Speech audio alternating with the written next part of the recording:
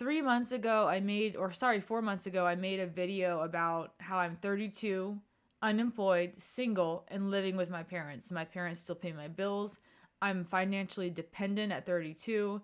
And I went into a lot of reasons on why this was the case. Well, this is the update video on that situation. And I wanted to share you guys some of the insights that I've come to about my situation after listening to you guys and connecting with you guys and realizing for the first time in my 32 years of life that there are other people on this planet that are going through the same thing as me and that I'm not alone. And I needed to see that to understand it.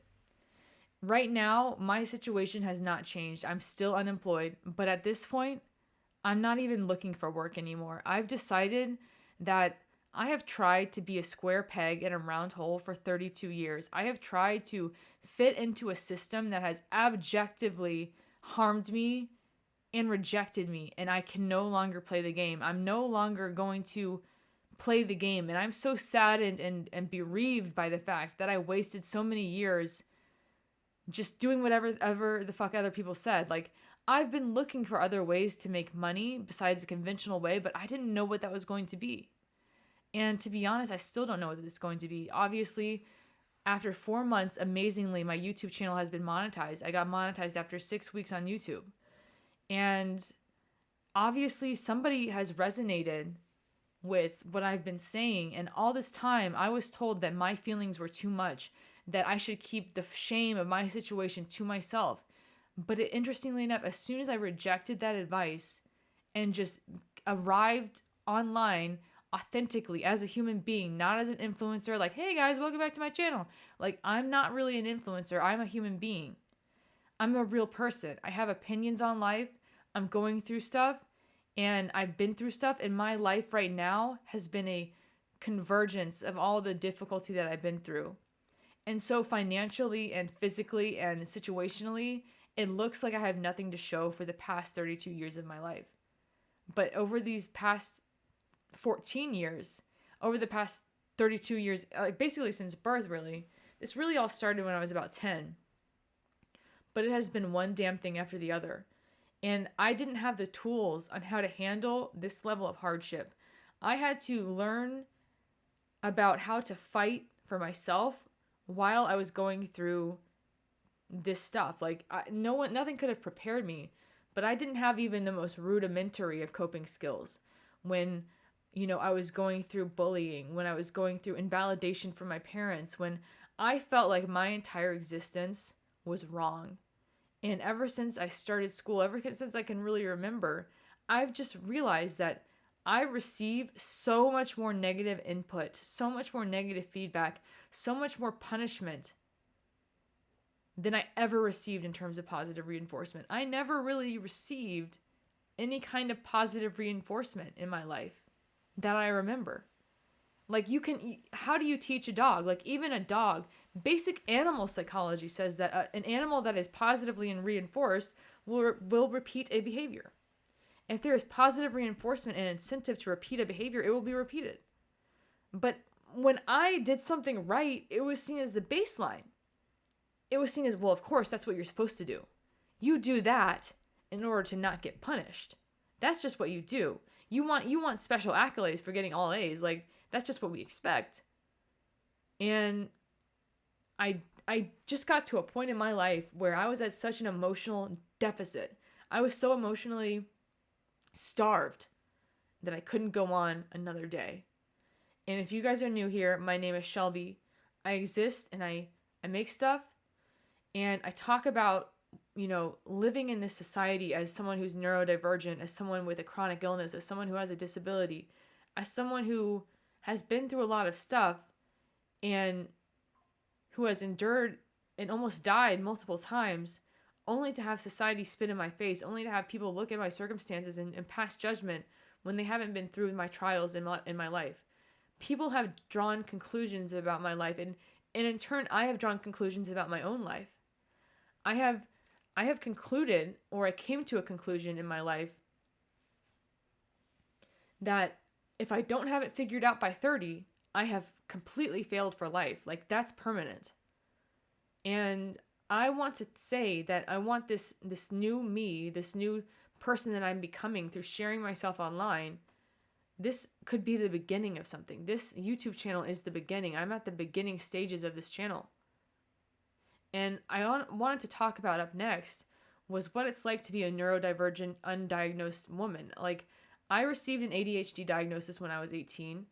It was never suggested to me to pursue an autism diagnosis, although a lot of you have kind of concluded that maybe I am autistic or at least neurodivergent in a way where I do struggle with human interaction. And in corporate or in company environments like retail, fast food, doesn't matter where it is, if you are unable to intuit and read social cues and you're trying to understand things by asking a lot of questions, people find this to be insubordinate.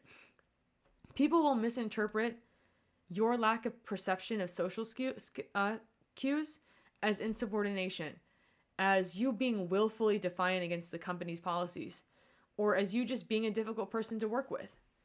If you're labeled as a difficult person to work with, usually it's because your supervisor in that organization does not have reasonable accommodation for people that have social disabilities. And, this idea that companies are equal opportunity employers is complete bullshit. I have like pursued accommodations before and never received any. And honestly, I equate it to this. It's like I am being expected, if I was blind, for example, if I was blind, I'm being expected to understand and perceive the color red. You're expecting someone to understand and perceive the color red. When it comes to social skills and when it comes to subtle cues and when it comes to all these unwritten rules that I'm just supposed to know, when it comes to reading the air at a place of employment, I'm blind. I am the blind person trying to see red. I'm the blind person. And then when you tell them like, hey, look, I don't really understand this. What did I do wrong? It's like, they're like, why can't you just see it? And then I say, why can't you just explain it to me? But at the same time, it's like explaining the color red to a blind man. You can explain the color red all day long. You can even give him a list of objects that are red, and he can memorize that list. He can stand in front of a stop sign and understand cognitively and intellectually that the object in front of him is red because you told him it was red and he memorized that. But if you present him with two different objects that he's never seen before and ask him which one is red, he will not be able to tell you which one is red. Because no matter how much you intellectually try to grasp something that you were unable to perceive, in a different scenario, in a scenario that you've never been prepared for, you will not be able to see what you are unable to perceive. In the same way, I have tried so hard to memorize different social scenarios, to memorize different things to say, to memorize different canned responses on what to do if someone asks me about the weather, or someone stops me at the water cooler and tries to have small talk with me. I've tried to understand what a canned response would be. In the same way someone has memorized a list of colors or objects that are red, even though they can't see the color red. But as soon as someone goes off script, as soon as there is new information that I've never seen before, I don't have anything prepared. And because I'm unable to perceive it, it comes across as me not being a fit for company culture. It comes across as me as an ineptitude. And when people have a bad feeling about you, or you seem off, or you're different, humans automatically reject what they don't understand. Humans automatically target what they don't resonate with and what's different from them. And no matter how much you try to explain yourself, no matter how much you try to advocate for yourself, self-advocacy can be seen as insubordination in a lot of cases. When you say to your boss, I'm entitled to these accommodations legally, that person is going to go through the process of getting you those accommodations, I guess. But at the same time, you know what they're more likely to do? Quiet fire you. If they see that you have to have anything additional in order to thrive in their company, they're going to quiet fire you. They'll just find someone that can do your job without needing that. I mean, there's so much competition these days that if you have any mark against you at all, you're not going to get the job. I've gotten offer letters, I've gotten through interviews, but I can't maintain the employment past the 90-day review mark. Because it's always told to me that there's something off about you. It's like, they always say, what can we do to better support you? And then when I tell them a list of things, they're like, whoa, whoa, whoa, we didn't mean it like that. It's like they would rather just say fuck it. We're better off without you. And when it comes to the jobs that I qualify for, fast food, retail, low level warehouse jobs, I have decided that it's not worth my time to work there. $12 an hour is not worth my exertion. Like, the compensation for these menial jobs that I am qualified for is just not worth my time. My time is worth more than $12 an hour, $10 after taxes. Maybe I won't have a house. Maybe I'll be on the streets even. That I don't think that will happen, but even if I was in a situation where I was at risk of losing housing, I don't think I could work. I don't think I could work. Even if I wanted to, I can't maintain employment because of this disconnect between me and human beings. This disconnect between me and what's in front of me. Like, I'm not compatible with it. And people look at my situation and they see how articulate I am, and they see that I'm able to speak and hold conversations at a higher level on certain subjects.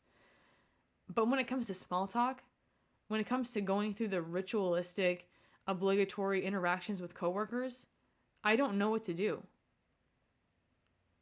I don't know how to do it.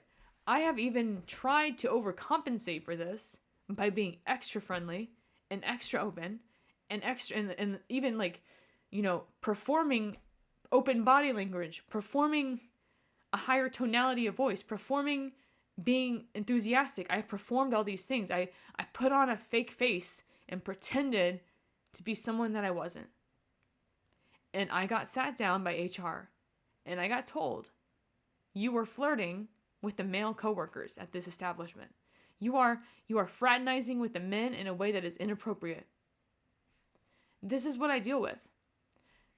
Before I did that, they sat me down and told me, why aren't you interacting with your coworkers? You're kind of coming off as standoffish. You're kind of coming off as cold. So I overcompensate. I apply what they told me to apply, and I still get sat back down. Because I don't have a barometer. I don't have a adjustment switch in my mind in which I can intuitively understand what amount of my behavior is just the right amount. What amount of my behavior is appropriate. These are unwritten rules that you're just supposed to know. I wasn't flirting with them. I had no intention of acting like I was sexually available to anyone. I honestly don't understand why my work ethic, which they said it wasn't even my work ethic that was a problem. I put everything into that job. And this job, by the way, I got through a government disability agency. I went through this agency for 6 months. 6 months to get this job placement. And then because of my social issues, even though I tried to apply what they told me to apply, even though my work and my job performance was good enough for the store manager to notice and to give me more hours and say, you know what? She's really good at this. She has a really good work ethic. She's willing to work.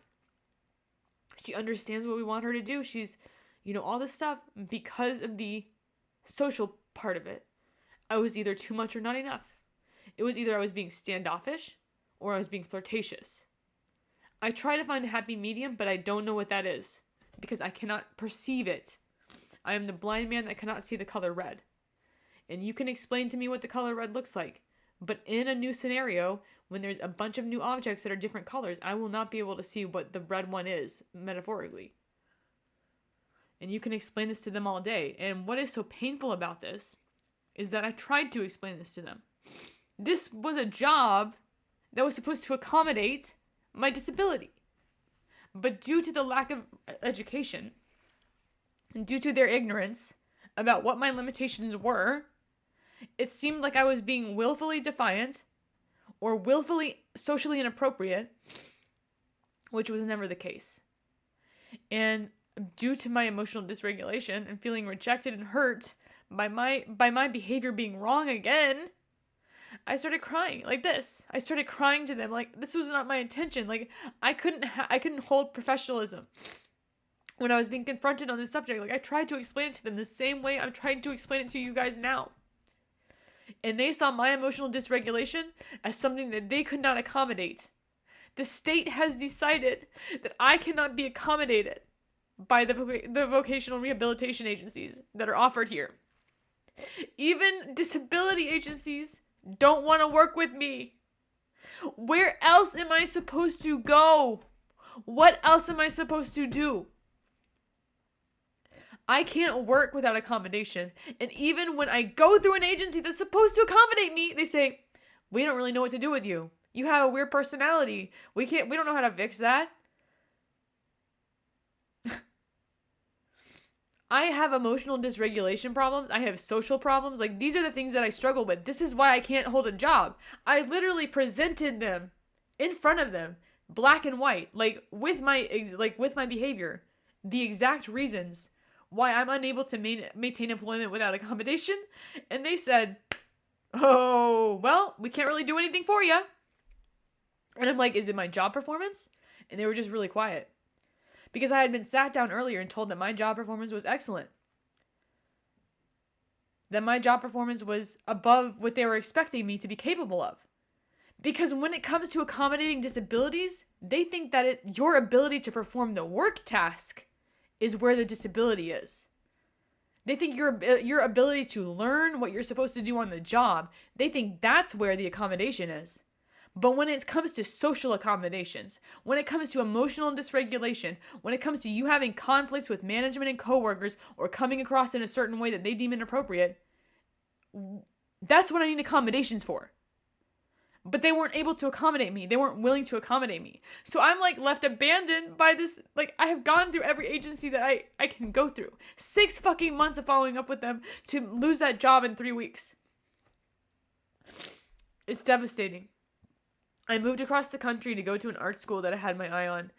And I thought that maybe I would fit into this art school a little bit better than the one that I didn't fit into at home. You know, I went to a university art school, a 4-year university art school, and I really didn't fit in there. I was so depressed. I was struggling mentally and physically. Like, it was hard. I ended up dropping out because I just couldn't handle the culture of the school.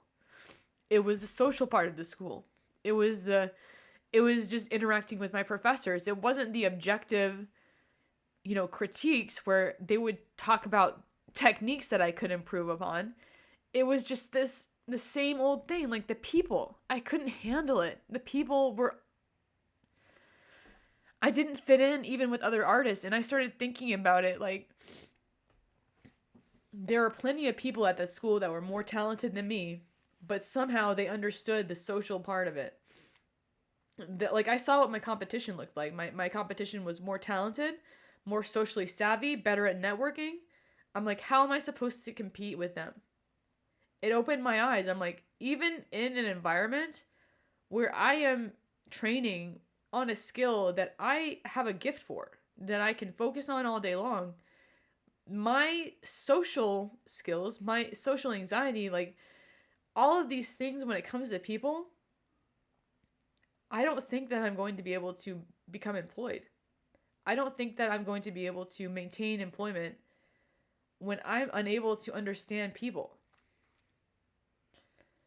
And I became so depressed that after I dropped out, I just didn't want to go back. I just decided it was a waste of time and money. And in all honesty, the information that was being presented to me, I could learn online with an online mentorship for a lot cheaper.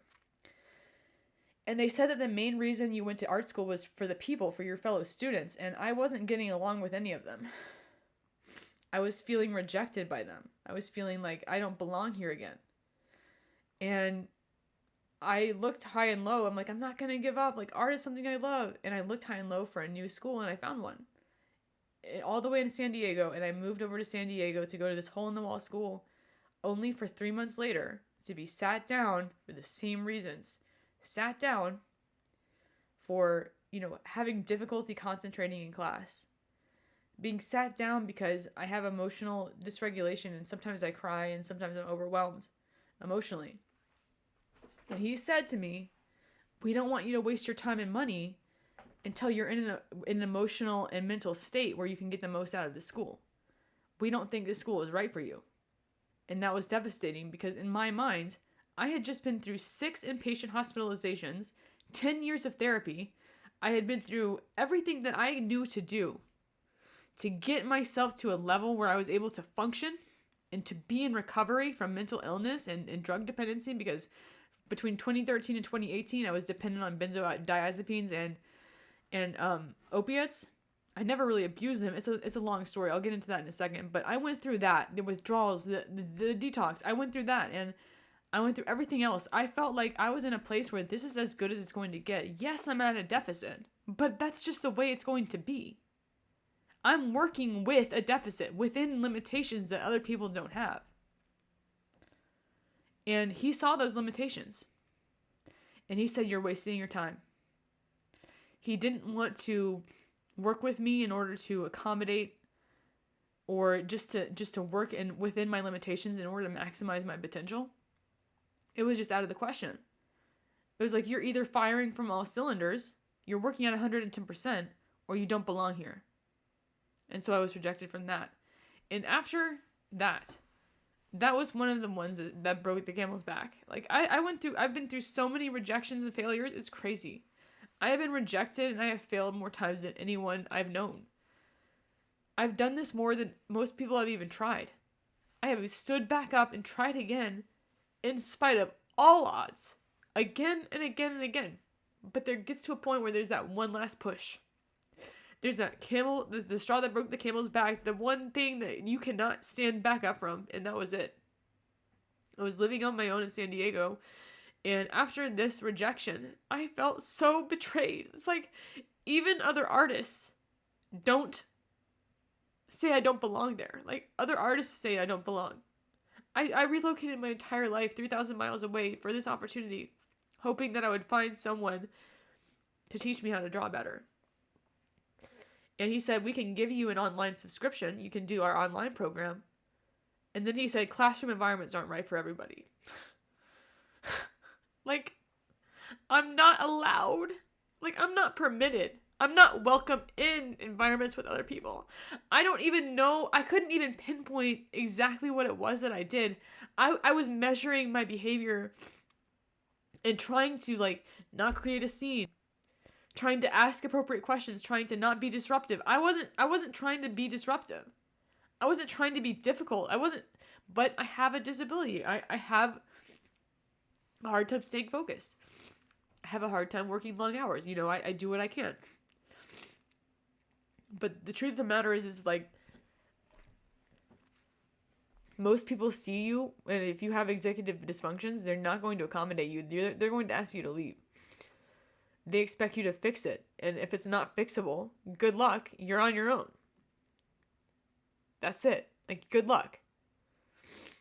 People aren't even willing to accommodate the deficits that I need accommodations for. Even in a vocational rehab situation, even in a state-ordered, like, my disability was recognized by the state of Georgia, that I was disabled enough and impaired enough to require a structured place of employment that was supposed to accommodate me, but couldn't.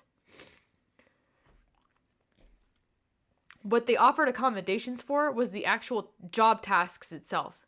They offered a job coach that would help you do the actual job. I could do the job. It was easy. I was putting clothes on the shelf. Like, I was putting stuff on the shelf. I was a stalker. It was pretty fucking easy. It was retail. I can do that. But the people part. How much am I supposed to be friendly? If I'm too friendly, it's flirting. If I'm not friendly enough, I'm standoffish. If I cry when I'm being confronted on things that I thought that you would help me to, work through, I'm psychologically unsound to work because I'm crying. It's not that I was a danger to myself or others. It's not that I was over the top. I was just losing my emotional regulation because I was being confronted by authority. And I tried to get through that conversation and advocate for myself without resorting to tears. But this is the way I was presenting myself. I was crying to my supervisors, trying to explain myself to them. Like, this is what I need help with. I thought you guys were going to help me. And then instead of that, they referred me to an outpatient center, they referred me to an inpatient hospitalization center. And I'm like, do you know how much that costs? I asked them straight up, like, I don't have the money for that.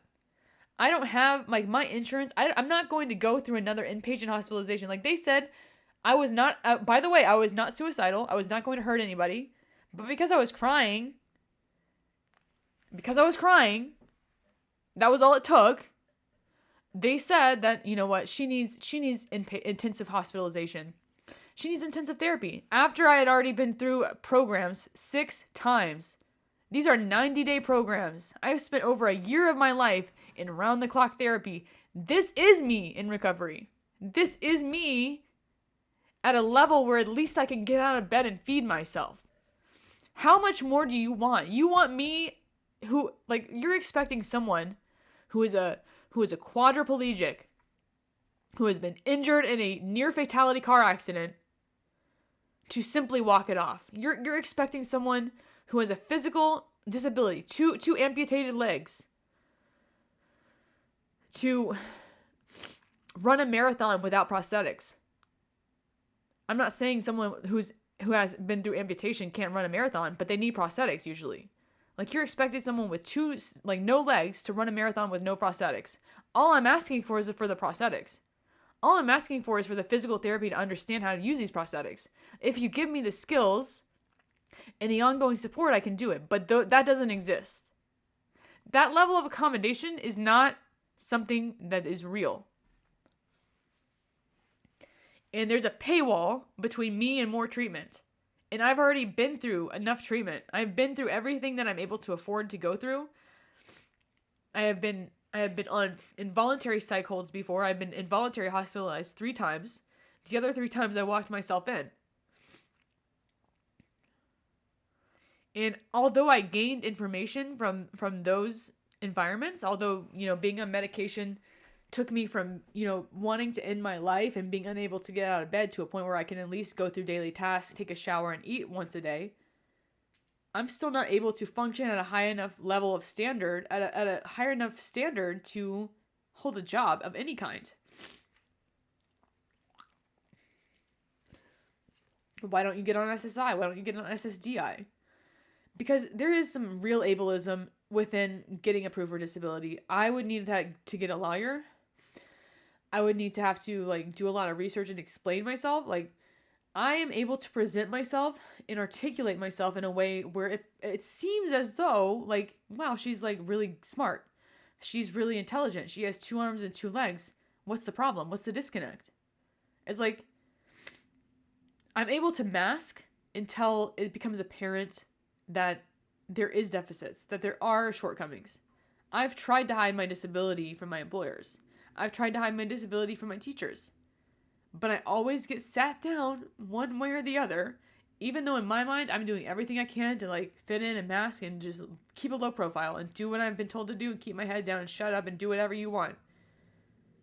I always get sat down and asked, how can we better support you? What is the disconnect? What can we do to help you? I'm like, what disconnect? I thought I was doing a good job. And I'm aware that I'm not aware. I'm aware that I'm not aware. You know what I'm saying? I'm self-aware enough to realize I have blind spots. I'm self-aware enough to realize that usually if I'm going into a situation, if I'm going into a new environment, I'm not aware of what I'm not aware of. And I'm always trying to expand my mind. I'm always on high alert, trying to figure out, what am I doing wrong this time? What are my shortcomings this time? Where am I fucking up this time? What am I going to get sat down for this time? I'm not good at anything that they want me to do. I can't stand getting yelled at. I can't stand disrespect. I don't tolerate it. I've been through so much that I'm not it's kind of like if someone was a burn victim, it's like you're pressing on their skin when they're already injured. It's adding insult to injury. I'm already injured. I'm already wounded. I'm already raw and emotionally vulnerable, and it just doesn't take a lot to put me over the edge. And that's enough for them to say, fuck you, kick you out. Can't work here. Because if you have a certain face, if you have a resting bitch face, if you act a certain way or have a tone of voice that they don't like, or if a tone of voice that's too friendly and can be interpreted as flirting, bye. Too much for us. above our pay grade, and then you're like, what am I supposed to do now? I am not able to work. I don't want to work. I will never again go through the humiliation ritual of pursuing employment. It's not worth it. Maybe I'll get a disability lawyer and get like $500 a month from SSI. But at this point, I think I earn too much from YouTube to apply for that. And I think my best bet at this point is to just continue to do YouTube. Just continue to be myself, to share our story, to bring light to this struggle that most 85% of college-educated people with autism, college-educated, people with graduate degrees, 85% of those people who are qualified, who are capable, are unemployed. And the other 15% are underemployed. The ones who are succeeding with autism are the ones that are doing it by themselves. This world has made it so clear that we are not welcome here. This world has devastated us from the very beginning with no uncertain terms, expecting us to bend and change ourselves, punishing us for not being able to do it, for not being able to mask, for not being able to pretend that we are neurotypical for long enough to not draw suspicion. It's kind of like, you can try to hide a physical disability, but there's still limitations there. I have limitations when it comes to employment, and I've realized that the level of effort that I have to put in just to get through a day at an 8-hour shift as a cashier for $12 an hour, $10 after taxes. What is that, $80 a day? And then you get 3 to 4 days a week? Why? It's not worth it. I don't care. You can just go to the food bank if you need food. If you need food and you can't afford food, go to the food bank. Fuck it. You don't have to work to eat. I'm not even interested in working for a roof. I'm about at that point where I'm ready to be homeless. I'm ready to just brave the streets. I'm ready to dodge cops and do whatever I have to do. Because I'm sick and tired of being treated with ambivalence. My feelings matter. I can't sacrifice my emotional well-being indefinitely without becoming very sick, burnt out, and unable to function. I can't do it. I'm not wired for that. I'm not physiologically capable of emotional sacrifice and emotional neglect and being in that environment forever. I can't do it. I won't do it. I'm not going to do it. Yet here I find myself in an environment where I'm not really accepted by my family. I'm tolerated. They allow me to stay under their roof. And my theory is that the reason my mom hasn't kicked me out is because of sunk cost fallacy. She's put so much effort into me, into getting me better, into fixing me. I'm the one that has to be fixed. I'm the one that has to go to therapy. I'm the one that has to take on the onus of coping with my environment when the environment is part of the problem. I'm not entitled to any type of compensation, understanding, or compassion in my family.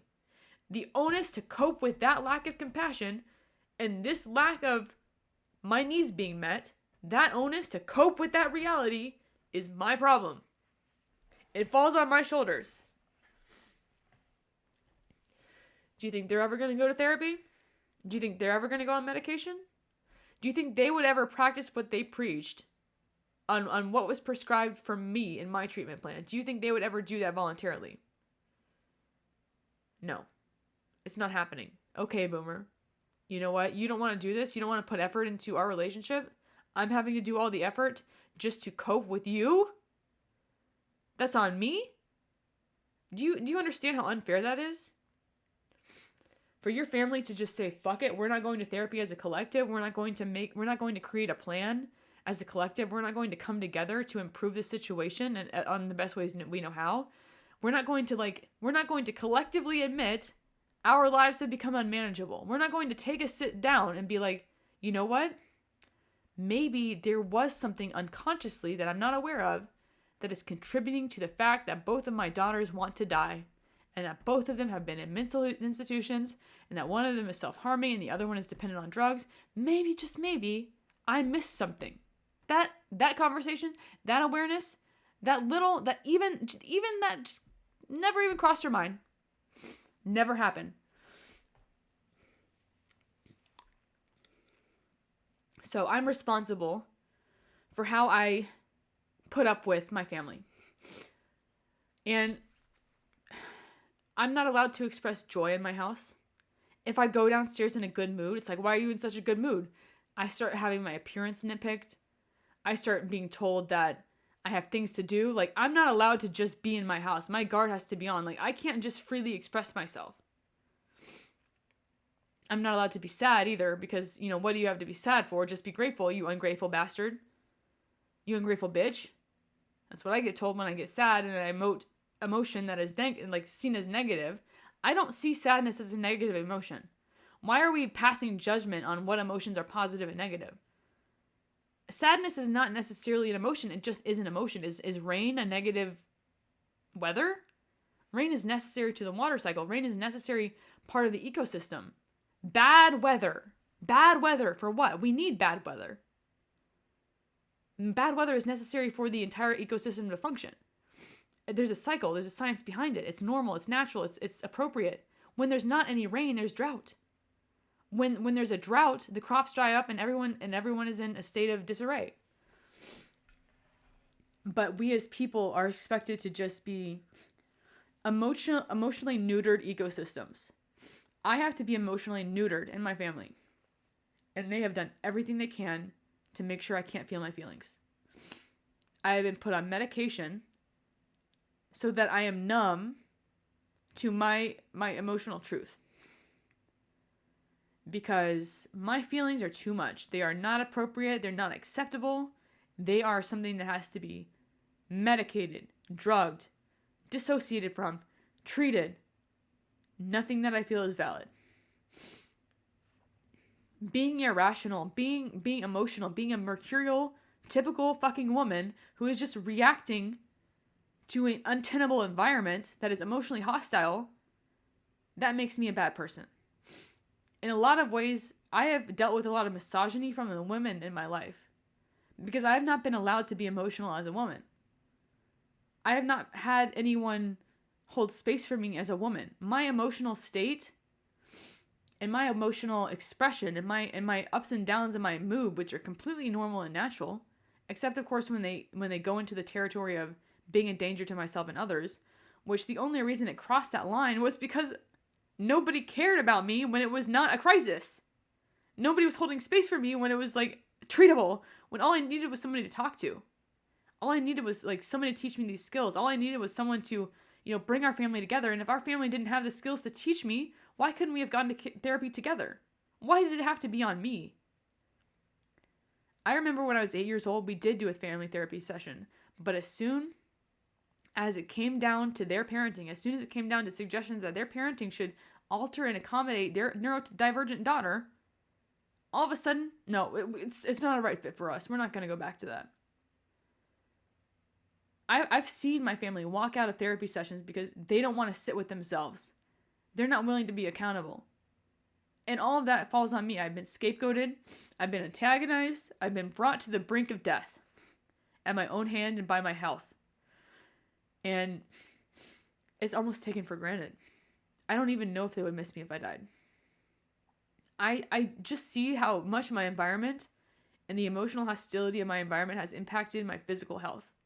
The reason that I had internal bleeding and an incurable disease, interestingly enough, was very much emotional and stress-based. And they're going into research that people that have a high adverse childhood experience score are much more likely to have an autoimmune disease.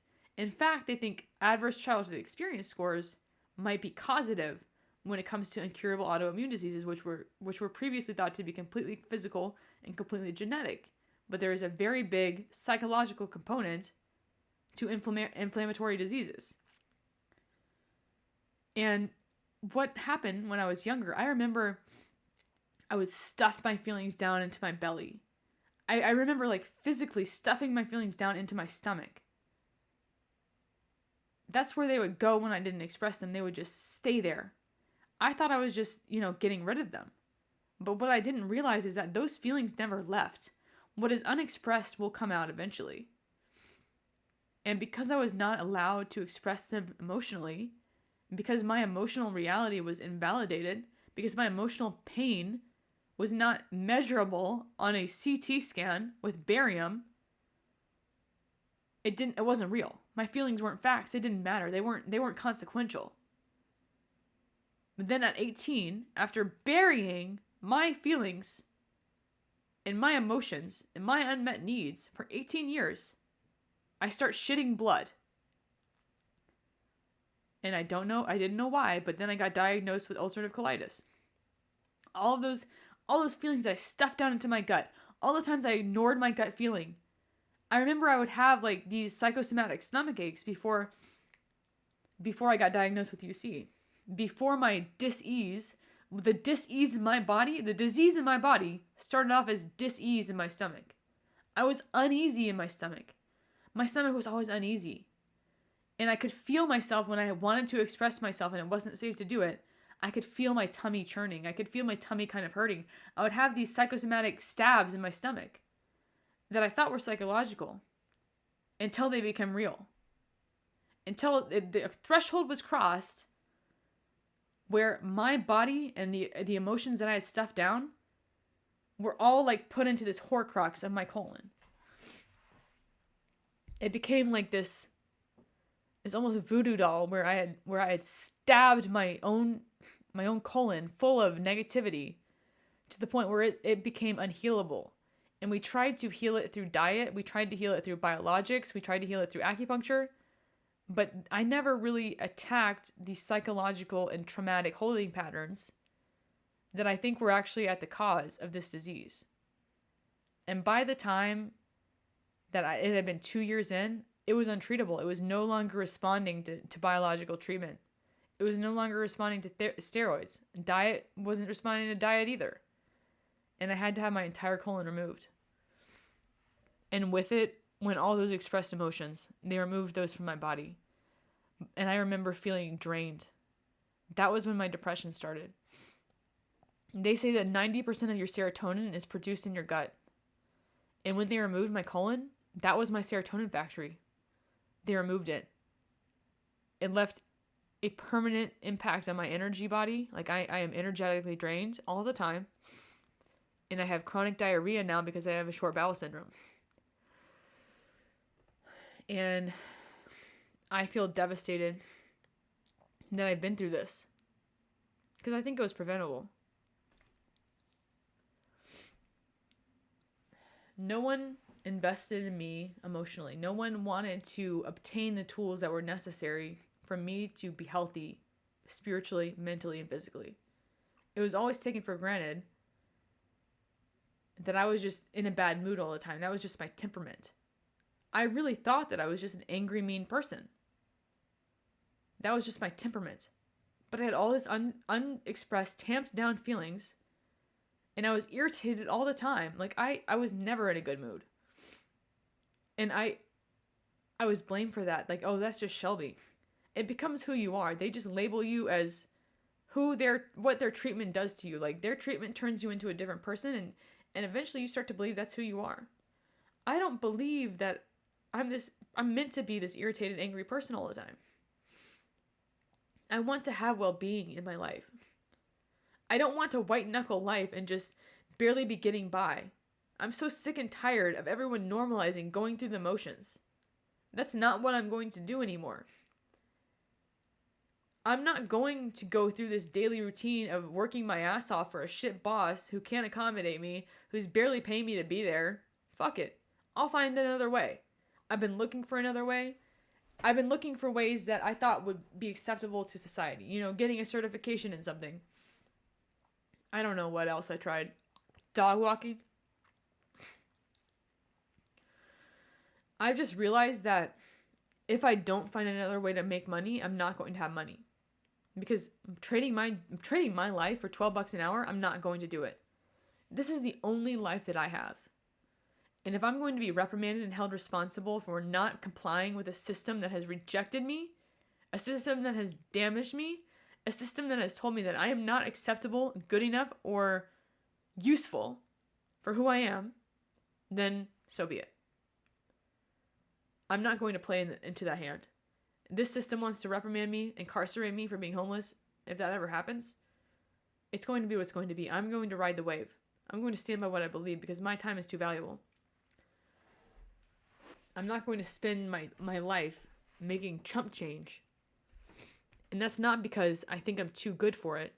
In every single way, I thought that there was something wrong with me for 32 years because I wasn't able to fit in.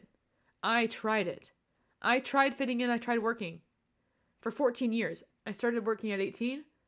For the next 14 years, I've been fired from about 30 jobs over the course of my life. Each one compounded this feeling of failure, that there was something wrong with me. I tried to adjust. I tried to get occupational therapy. I went through a vocational rehab. None of them helped me. I've been through 6 inpatient hospitalizations. I've been in therapy, like between 18 and 25. I did weekly talk therapy. I've done EMDR. I've done neurofeedback. I've done transcranial magnetic stimulation. I've done everything I can to make myself someone that people accept. And it didn't work. And I thought that there was just, maybe if I just try one more thing, maybe if I just do another healing modality, of a different type of therapy, a different type of this, that, and the other, maybe someone out there can fix me. I'm not the one who's broken. And I'm just coming to that conclusion now after 32 years. And it's been YouTube that has helped me with that. It's been you guys that have helped me and reflected back to me that I'm not the broken one. That I have more to offer than wasting my time scanning groceries and putting things on the shelf and putting fries in the bag. That's not me. I'm worth more than that. And they don't like it when you see that you're worth more than that. If I'm going to be homeless anyway, I'm not going to be doing it working. Because the only jobs I can apply for in this 9-to-5 corrupt system don't pay a living wage. I don't have access to a living wage. So why would I even waste my time if I can just do whatever I want to do?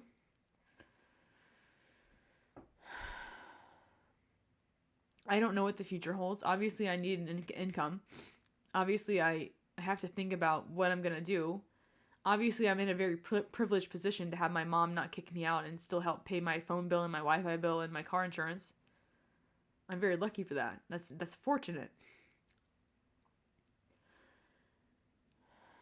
But that being said, I'm going to leverage this fortune and be like, you know what? Fuck it. I'm not going to try anymore. I'm not going to do it again. I think my parents aren't going to say the quiet part out loud. They knew a long time ago that I was never going to be able to make it. But they've never suggested any alternatives. They made suggestions on getting a certification, but even that, I don't think I could complete it. I'm not detail-oriented enough.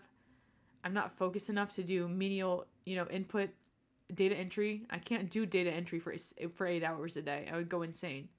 I can't even draw for 8 hours a day. And drawing is what I enjoy. I can't stream for 8 hours a day. I can't do anything for 8 hours a day. I don't think we're designed for that. I enjoy streaming. I enjoy making YouTube videos. I enjoy playing Pokemon. I enjoy drawing. I can't play Pokemon for 8 hours a day. Straight? No way. I can't draw for 8 hours a day. Can't do it. I get tired. I can't stream for 8 hours a day. I can't make YouTube videos for 8 hours a day. There's nothing on this planet that I'm able to do and maintain my focus for 8 fucking hours a day. It's not possible. Not possible for me. And I'm not going to try to make my brain do something that it's not able to do. I'm done. I'm done trying to fit my neurodivergent ass into this neurotypical world.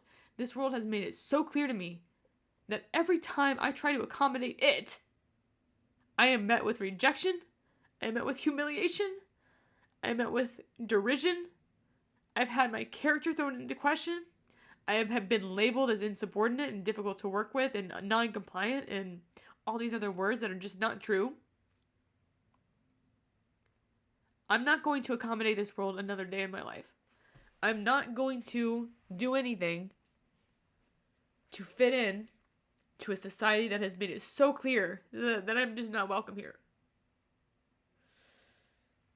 I'm not going to become a hikikomori. I don't think that hiding from society is the right answer.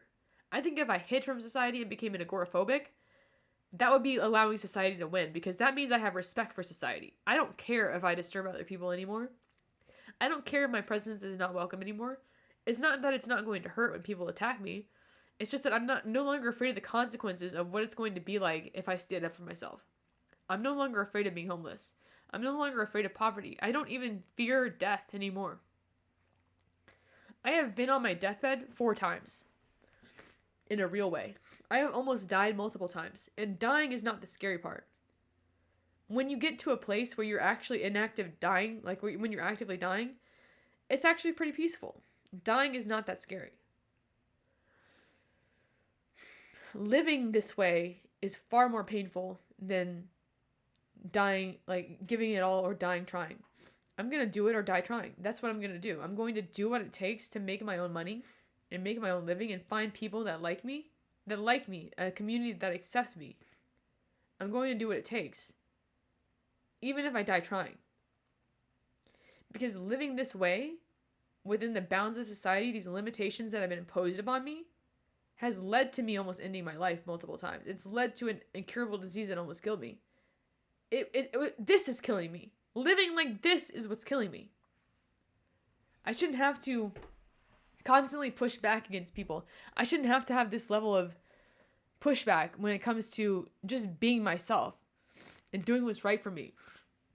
But I'm so sick of these arbitrary expectations. Like, who taught you this is the way it is?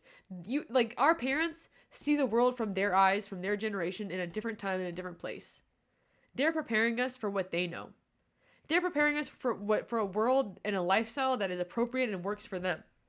They're expecting us, just because we came out of them, to have a similar life path, because that's all they know. And they're so closed-minded to any other alternatives. It's crazy. It's not even that they're giving us the wrong information. It's that they're forbidding us from learning different information. And I was a people pleaser back then. I was so starved emotionally. I was so starved for acceptance. I thought that if I did everything everyone wanted me to do, maybe then they would accept me. Maybe then I would receive the love that I needed to receive. This was very childish thinking. This was very immature thinking. I'm finally a grown adult, and I realized that if they had wanted to accept me and if they had truly loved me unconditionally, it wouldn't have mattered what my performance was like. It wouldn't have mattered how well I performed or what grades I got or how much money I made. It wouldn't have fucking mattered. Obviously, they don't want me to fail. But there comes a time when it's like, I am not going to perform for love anymore. I'm not going to perform to obtain acceptance. I'm not going to perform to earn money. I'm not going to perform to even make friends or have a man. I'm not going to put on airs. I can't do it anymore. I'm not even able to. I reached a point of autistic burnout or some kind of burnout about 3 or 4 years ago, after I got rejected from that art school that I had flown out for, where he said I wasn't a right cultural fit for the school. I almost died because I started bed rotting. And I fell into a major depression. And after that rejection, I was like, what am I supposed to do? I stopped drawing for 3 years. I lost all my skills. I lost all my abilities. I gave up on this idea that I would ever be a commercially successful artist. That was something I had been attached to for a long time, but then I realized, like, I had to grieve the fact that was never going to happen. That the idea of being a successful artist in the way that I had originally thought it was going to be, like, within the system, within this corporate world, within this industry, it's never going to happen. If I don't fit into the school, if I don't fit in anywhere, if I'm not even able to work 8 hours a day anyway, it's not for me. And I was so lost when I came to that realization. And I still don't know what's going to happen. It's not that I'm making a full-time living with my art yet. But if you guys wanted to check out my Shopify, you totally can. These paintings behind me are for sale. I'm still working on the peacock, though. If you wanted to commission me, you can DM me on Instagram. I'm open for commissions. Like, whatever you want to do. I'm trying to set up a thing where I can take commissions. I don't know how to monetize my art at this point. It's not that I regret pursuing art. it was the only thing that I had that I was decent at. I had to pursue art. It was not optional for me. It still isn't optional. But within the limited beliefs that I had about what an artist was, what it meant to be successful, I believed that I had to work for a AAA studio. I believed that I had to freelance with, big name clients and have regular work and all this shit. And maybe I'm a failure because I still desire commercial success. But because of my wiring, because of my what I'm able to do and what I'm not able to do, it's just not going to work. I'm never going to work for one of those companies. And that was very difficult to accept because I put so much belief into that and energy and time. Only to be sat down and told, you're not right for this either. I'm still trying to figure out where I belong. And that's very important for me to find that. They say that between 15 and 25, you're supposed to find your tribe. I'm 32. I still don't have my tribe. I was so sick in my 20s that I was isolated. I was unable to meet people. The people that I met that became my friends in my 20s, I met them in rehab. They met me at rock bottom. They got to know me at my worst. And they still accepted me in ways that my parents and my family and this society never has. And I'll always be grateful for them. But, things change. It's been about 10 years since I met them. They've gotten married. They moved away. We no longer see each other anymore. And I don't know how to make any new friends. In terms of finding a man, I feel like relationships would just be another situation where I was incompetent, where I don't have the skills. Relationships might be just another avenue for me to not feel good enough. And for that to be the narrative that this partner tells me. Like, I don't want to get into a relationship where I married one, like my parents' doppelganger, Like, my parents made it very clear that I'm not good enough. I'm just a utility. I'm just like an obligatory person in their life. Like, that's how I feel. It's apathy. I exist for them. They don't love me.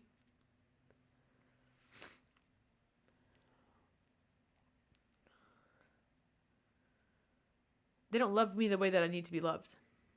And I've never had that need met. I don't even know if my brain at this point has developed receptors to even receive love anymore. I think it's been crosswired with pain and rejection so much that if someone was to love me in the way that I needed to be loved right now, today, I wouldn't know what to do. It's almost like someone in stage 5 malnutrition, like when they rescued the prisoners from the prison camps in World War II that were in the concentration camps. They gave them a meal. They gave them a hot meal, the first hot meal they had had in years. And a lot of them ate it, and then their stomachs burst and they died because they had been so habituated to lack, so habituated to malnourishment and abuse, that this first reintroduction into abundance was more than they could physically handle, and they literally had their stomachs burst. Their system wasn't used to it. Their system couldn't process the food, and they died after they got saved. And emotionally, I think that if I received love today, it would be very similar. I wouldn't know how to process it. My body might even reject it because it's so foreign to me. I wouldn't know what to do with it as much as I need it. And like the resources that I have, I've done everything that I can to get to a point where at least I'm okay with being by myself. At least I'm getting okay with being myself and accepting that, society doesn't accept me. That doesn't mean I'm a failure. I still feel like a failure. I'm still labeled a failure by society. I'm still labeled a loser by society. Every external indicator has told me that I'm a failure, I'm a loser, I'm useless. That's what the external world has reflected back to me. And I'd be lying if I say I wasn't affected by that.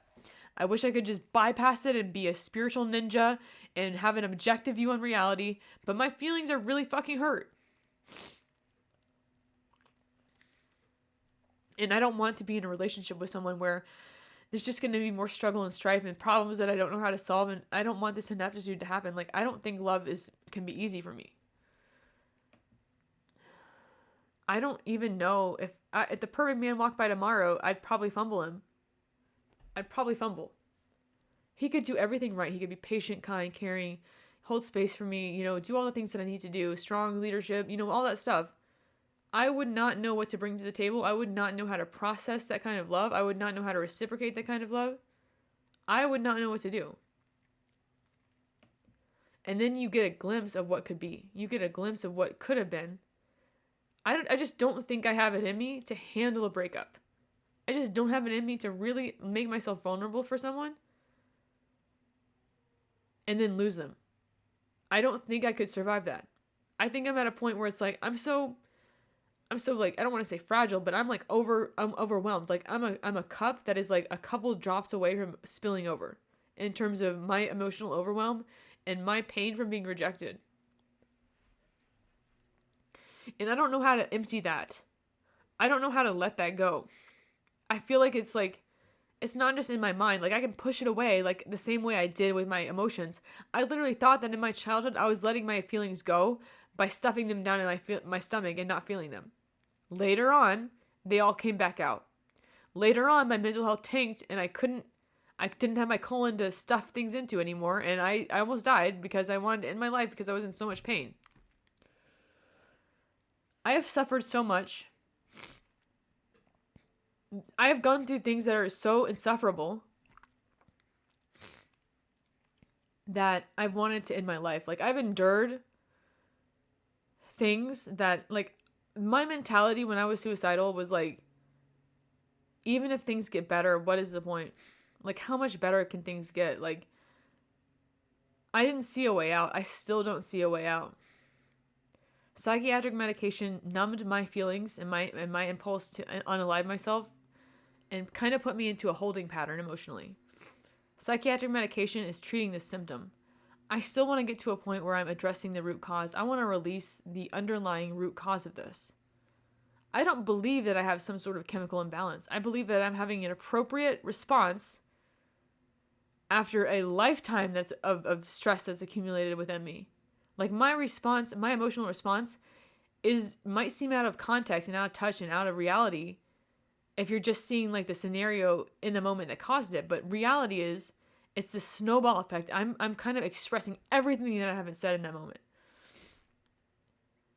And I can numb and blunt my feelings with, psychiatric meds, which, it got me out of that crisis. But it's flattened my affect. I haven't felt my real feelings in years. I miss feeling big feelings. I want to feel safe in feeling my big feelings. I want to feel safe in expressing them. I deserve that. I want to feel like I'm allowed to have freedom of expression, like I'm allowed to be an emotional woman that I am. I don't want to have to pretend that I don't have emotions. I've never been allowed to be a delicate feminine flower. I've always had to put my guard on. It would be nice if I could relax and just be a feminine person. But I've learned that femininity is vulnerability, and vulnerability is a way to get hurt. If you don't guard yourself, if you allow yourself to be vulnerable with anybody, you don't know if they're an op. I mean, obviously, like, they could hurt you. And then we get punished as women for putting on this masculine, mask, this bravado, trying to assert ourselves and protect ourselves. We're just trying to protect ourselves. I've been hurt so many times that I don't even know how to let my guard down. I feel like it's stuck. I feel like I don't know how to let my guard down at all. And it's not something I can control. It's like in my nerves, like on a nervous system level, on a physiological level. In order for me to allow myself, in order to be even capable of vulnerability, my nervous system, in order to survive, has learned that we have to like have our guard up, even if it hurts, even if it would be easier to relax with this person, until my nervous system and my body feels physiologically and physically safe, until I feel physiologically and mentally safe and emotionally safe. I can't let my guard down. I won't. I can't do it. And it's not a rational decision. I can't pinpoint what would make me feel safe. It would be a feeling. I would know if I felt it.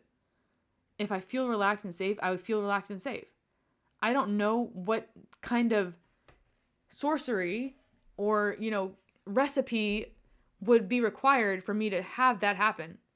I wish I could just tell you what it would be, but I would know it if I felt it. And I want to have this thing where being in my feelings, being fully identified with positive emotion, like I haven't been able to do that in years because I've been on psych meds that sever me from my feelings. I haven't felt my feelings in so long. I don't even know if I went off these meds, if I would be able to even recover my feelings. I think that my receptors might be blunted for life. And that's very sad. I don't want to believe that I have to be on these meds for the rest of my life. But at the same time, I'm in an environment right now where me, unmedicated and raw, who I am, expressing my feelings, being wildly, emotional, being wildly ungrounded and in my feelings and expressing my big feelings and being a fucking girl and being a fucking woman who's been through shit, who's in pain. I'm not allowed to be that person in this environment. It's not safe. I have been threatened with, getting kicked out before. It's almost like I feel like emotional expression should be a right. Technically, it's a right. But in my life, it's a privilege that I don't have access to. I've been led to believe that feeling my feelings and being free in my emotions is a privilege that is ordained to someone else that has more resources, more time, more freedom. That's for rich people. I feel like being free and emotional is for rich people. I don't know where I get this information from, but that's what I feel like. It's a privilege to be able to express yourself. If I ever emotionally recover from this and I ever find someone that is, really wants to be someone that fulfills me emotionally and someone that really is interested in me, I'm never going to take it for granted if I find that person. If I get to a place where I'm finally free and I'm able to be myself and I'm financially free, like I have been struggling in this for 14 years so far since adulthood. Like I've been an adult for 14 years now. I'm 32. I feel like maybe if I make it out, if it's possible, I want to believe that it's possible for this to change. This trial is an ongoing misery for me. It has become a normal for me. And if I ever make it out to the other side, if I find a new way to live my life, I hope that I never take it for granted.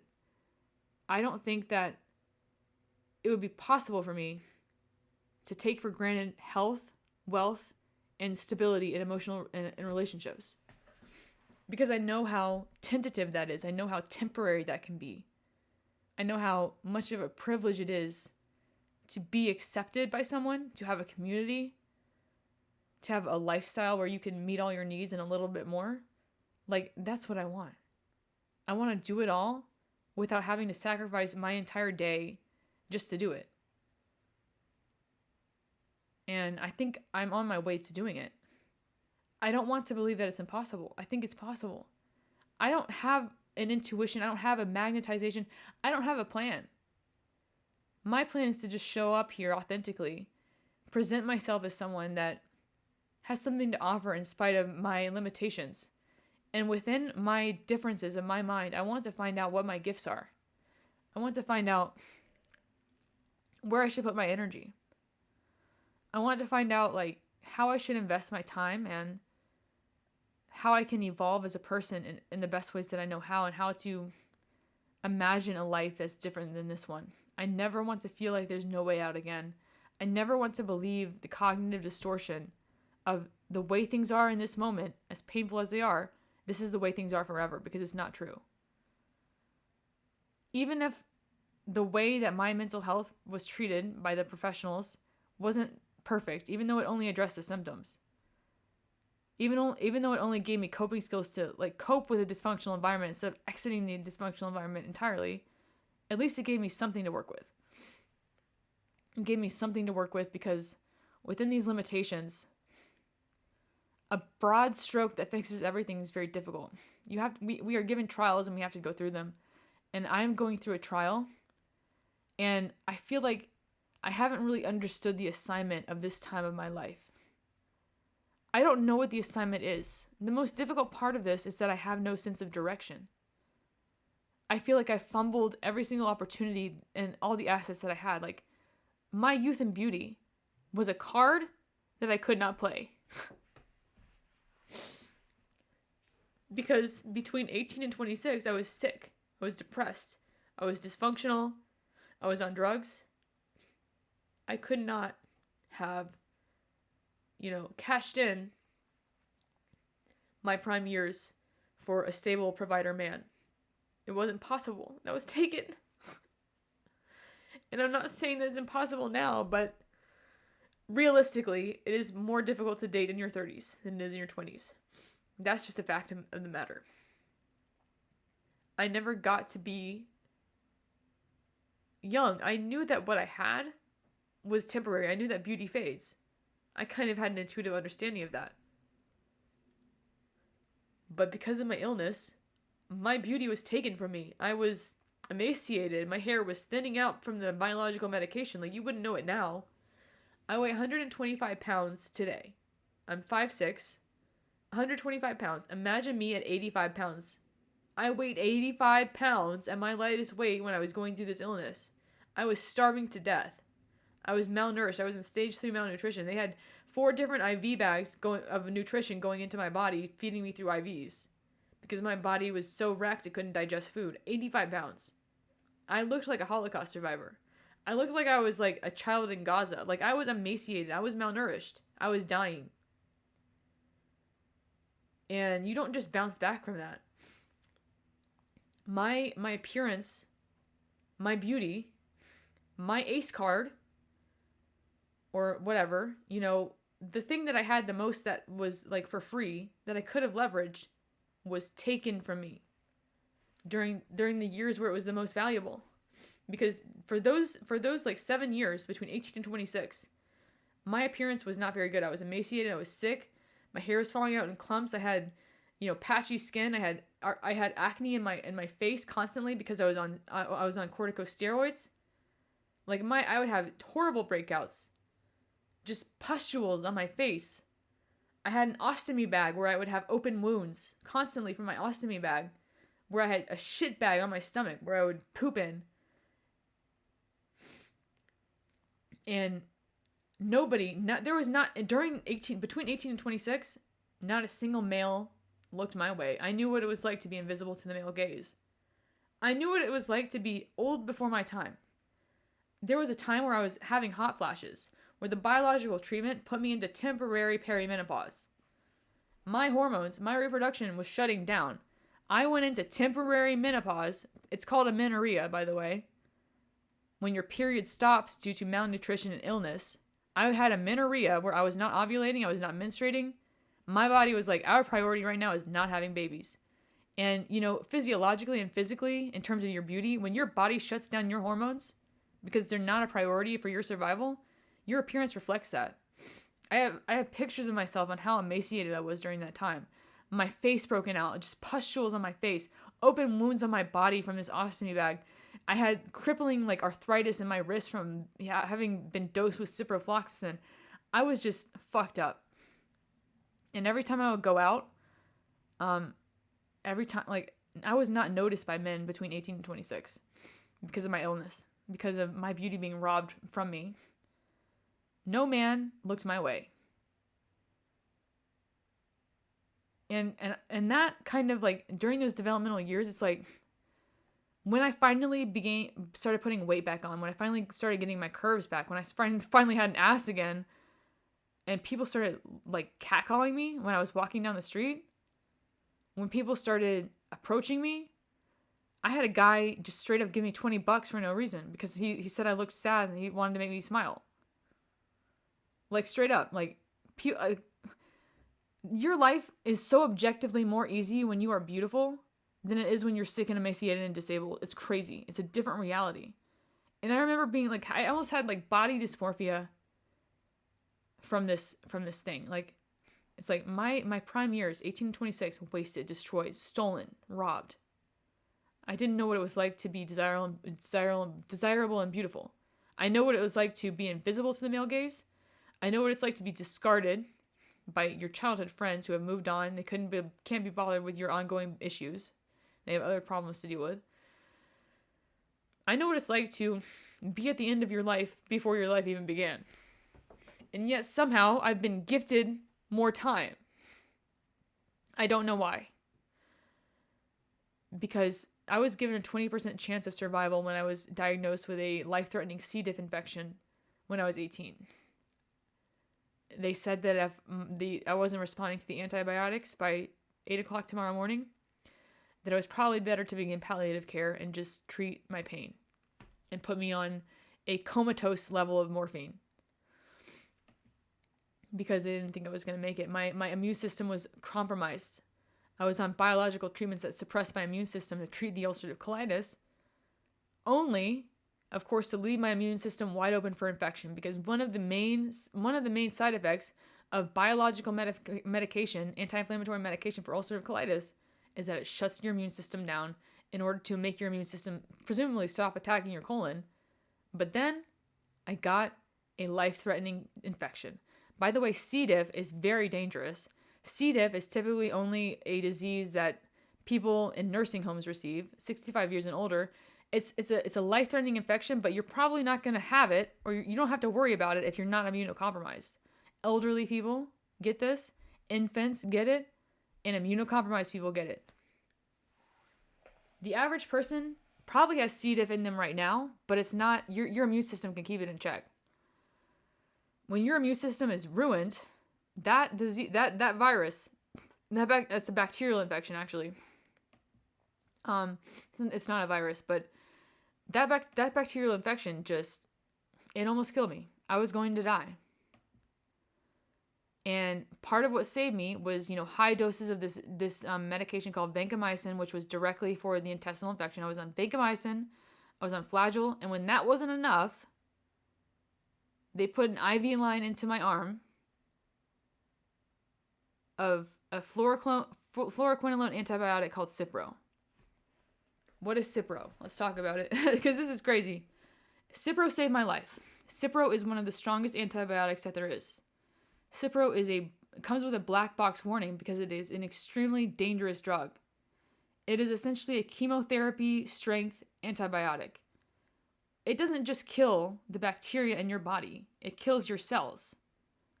It kills everything that it comes into contact with.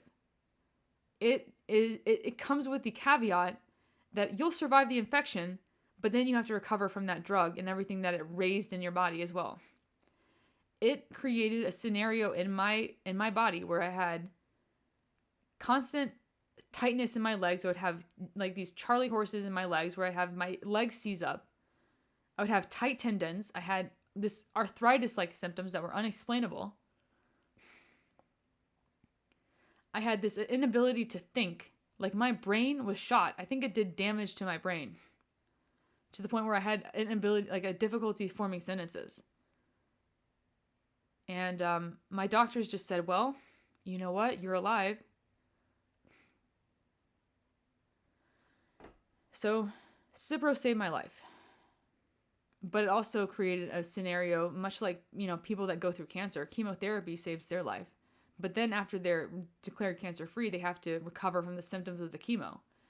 There's something called chemo brain, which is where cancer patients have brain fog, difficulty concentrating, short-term memory issues. I had all of that because of the Cipro. It took about 5 years to recover from that. I've been through so much physically, and in terms of my treatment, I don't think I'm ever going to be, I've never fully recovered. My energy, I know that at 32, I obviously would have less energy than I was at 15.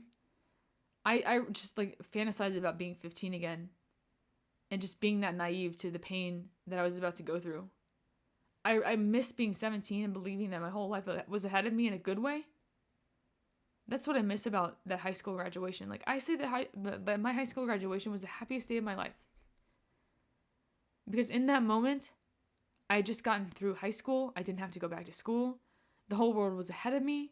I was about to leave my dysfunctional family. I was about to enter into adulthood and find my own place and find my way in the world. I was about to enter the next phase of life.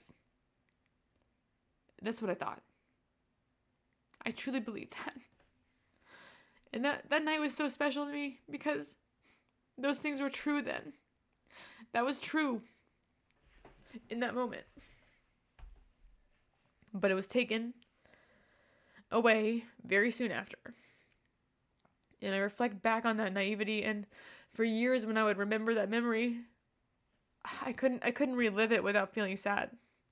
Because you remember that innocence within the context of what happened next. And you can never be that naive again. And I was naive. Like, don't get me wrong, I had been through shit when I was 17. At that point in my life, my father had been diagnosed with cancer when I was 10. He was a drinker. We didn't get along. There was physical violence and abuse within our relationship, verbal abuse within our relationship. I had been bullied psychologically in school because I was not fitting in. I was neurodivergent. I had been through shit. By that time, my dad had just died 6 months prior. So I had buried my father at 17. I had been through hell, but in my mind at 17, like, this graduation was like a symbol. It was an initiation. It was over. Like, all that was like, this was the terminus. This was the walking through the, jumping the broom. Like, that part of my life was done. And from that point, when my health was still decent, even after losing my dad, being a half orphan, watching him go through cancer, which was very difficult, being abused by him, being abused by my classmates, it was over. I had hope that this was never going to happen again. I truly believed that it gets better. At that point, I was told by everyone that it gets better. My father's abuse could no longer affect me because he was gone. Those mean girls from high school were distant memories to me. I had succeeded against all odds. I had graduated with a 3.7 GPA. I had graduated with honors with an untreated, unaccommodated learning disability. I had done it. Unmedicated, untreated, unaccommodated. I got through it. 3.7 GPA. I did it. I was proud of myself. That was a very proud moment of my life because I had earned something that I had worked so hard for. It was not easy. There was nothing easy about it. I was not one of these naturals at school. I really had to study just to do my on-level classes because I was, struggling with ADHD and everything else. But I was very determined to succeed because in my mind, I was like, if I get good grades, then I can have an opportunity to leave this place. If I get good grades, that's my ticket out of this house, out of this situation. I can create my own life. And that was the first step. That was the beginning of what was supposed to be the rest of my life. And of course, 10 months after that, I start shitting blood. I end up getting hospitalized, and we all know what happened next. It was all downhill from there. Everything just crashed. My life did not go according to my plan. I took for granted that I would not have to work through adversity. Like, I had been through adversity already, but in my mind, it was over. In my mind, it's like, I succeeded in getting through this trial. It's over now. Right? Like, it's over now, right? We're not doing any more of this, right? Like, this is not going to continue. You're not telling me that this was round one and you're going to come after me again, like, before I'm even fully healed from the first fucking thing, while I'm trying to get my life together. You didn't tell me that was going to happen. That wasn't even part of my reality then. And when I first started having, symptoms of an ulcerative colitis flare-up, I was terrified that it was cancer, and I honestly thought that it was hemorrhoids or something. I just didn't take it very seriously. I didn't take the symptoms of my illness seriously at first, before I was diagnosed. I was in denial. I procrastinated on seeing a doctor about it because I thought it would go away. It would periodically get really bad and then it would go away. That's very typical for UC. There's flare-ups. But every time it would come back, it would be worse. And eventually it got to the point where I could not get out of bed. I was having blind spots in my eye. I was like losing consciousness when I would stand up. And I had to be hospitalized. And that was the beginning of me getting diagnosed with UC. I didn't understand the permanence of that condition. I didn't understand how. I couldn't conceptualize until I was going through it and fighting against these limitations what it really meant to have that disability. I was in denial. Like, I kept trying to go back to my old life. I didn't realize that life was gone. For years. For years, I was in denial. Like, I couldn't, like, I was so young. I was like, it took me until I was about 26, 27 before I realized, like, there is no going back to what I wanted. Like, this wasn't a temporary alteration. This wasn't a temporary blip. This wasn't a temporary, like, challenge that I went through. This is an ongoing thing. This is forever. It's I had to grieve that because I could not accept it for years. I could not accept that my disability was a permanent fixture in my life. I could not accept that the way that I had been treated when I was a young woman or a young teenager, between 15 and 17 after I started going through puberty. I didn't get my period until I was nearly 16. Maybe because I was probably had latent disease in me and I might have had amenorrhea before I even started. We don't know. But anyway, I was getting attention from boys when I was 17. I was like, man, this is going to be really fun. I'm going to have so much fun. Like, I remember being 17 and I remember like looking at myself. I'm like, am I hot? Like, what is this? Like, this is a new thing. Like, this is a new thing. Like, I was new to being attractive as a woman. I was looking forward to it. I was going to be 18. I was going to be street legal. I was going to be in my prime. I was like, oh, we about to ball. We about to ball. It's about to be having fun. Like, it's going to be good times ahead. No. Even my physical appearance, even my sexuality, my fertility, my ACE card was robbed from me. Yeah, so like I said, I had got amenorrhea. My ovulation and menstruation stopped for years. My hair thinned out. I was down to 85 pounds. I couldn't walk. I was emaciated. And I became a non-entity in the sexual marketplace. I was invisible. And I was like, damn. That was like, I didn't even get to have that. I didn't even get to like shake my tight ass and like have a fun time. Couldn't even have done that. One time. All I asked is like one night where I get to shake my ass and be young. That's it. That's all I wanted. Couldn't even have done that. Because I was too weak to handle going into those venues and no one would have noticed me if I had. I was like a skeleton. So then I get around, 27 years old, 26, 27 years old. I finally start to get some weight back on me. I'm finally in a state where I'm not actively suicidal. And I decide to move across the country and get rejected again. It's just been one damn thing after the other. Like, I know that you're supposed to fail on the way to success, but I don't think I'm failing towards success. I think I'm failing towards an early grave. I don't think any of my failures have taught me anything other than like, I think I'm on the wrong path and I don't know what else to do. I have accepted that I'm not going to be accepted in this society. And that's hard. I just need to look for different ways. I need to stop trying to accommodate what society expects from me and accept that if I'm going to get rejected again, I want it to be fast, clean, and immediate. I'm not going to put on airs and try to get along with people just because that's what I'm supposed to do. I'm going to be myself. I need to accept that I am filtering out people that don't get it. And I'm attracting people that do. I have attracted 15,000 people to this channel in 4 months. That's an accomplishment.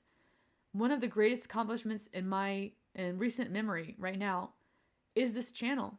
And that's very recent. This is within 4 months. I started this channel on June 11th. I got monetized after 6 weeks. My first video has nearly 200,000 views. My very first video went viral, 6 weeks after I posted it. It doesn't make sense to me how this channel has succeeded. I don't know why this channel has worked out so well.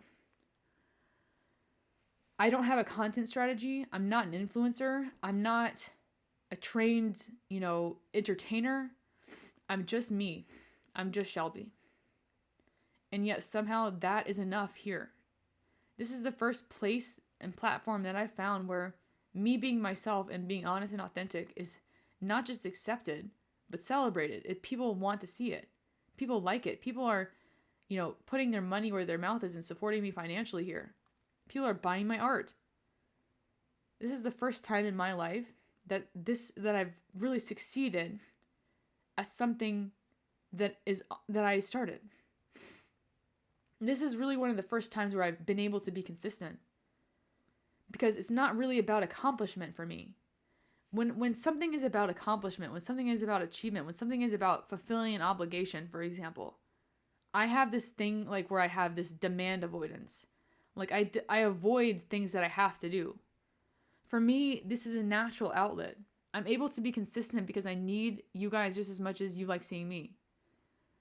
I get something just from talking to myself on camera without even posting it. I get something from processing my emotions and sharing it. This is rewarding inherently in the process of doing it. I feel like initially inherently rewarded simply by just going through the process of making these videos. I love thinking about the themes and of what I want to talk about, and I know I've talked about some things that not everybody agrees with, but this is something that I love. I want to know how to evolve this channel and keep up with, the changing times while still remaining myself. I want to give you guys more of what you want to see while still being authentic. I want to see how where this channel can take me, what I can do to evolve, what I can do to take you guys with me on this journey of my life. Because everything that I've been through, everything that I've survived, everything that I thought would kill me, every time that I have had my physical health taken away, my physical resources taken away, every time that I've been zeroed out in every way, all of those things have led to this. Right now is me at the end point of a journey in a lifestyle and a belief system that did not yield results.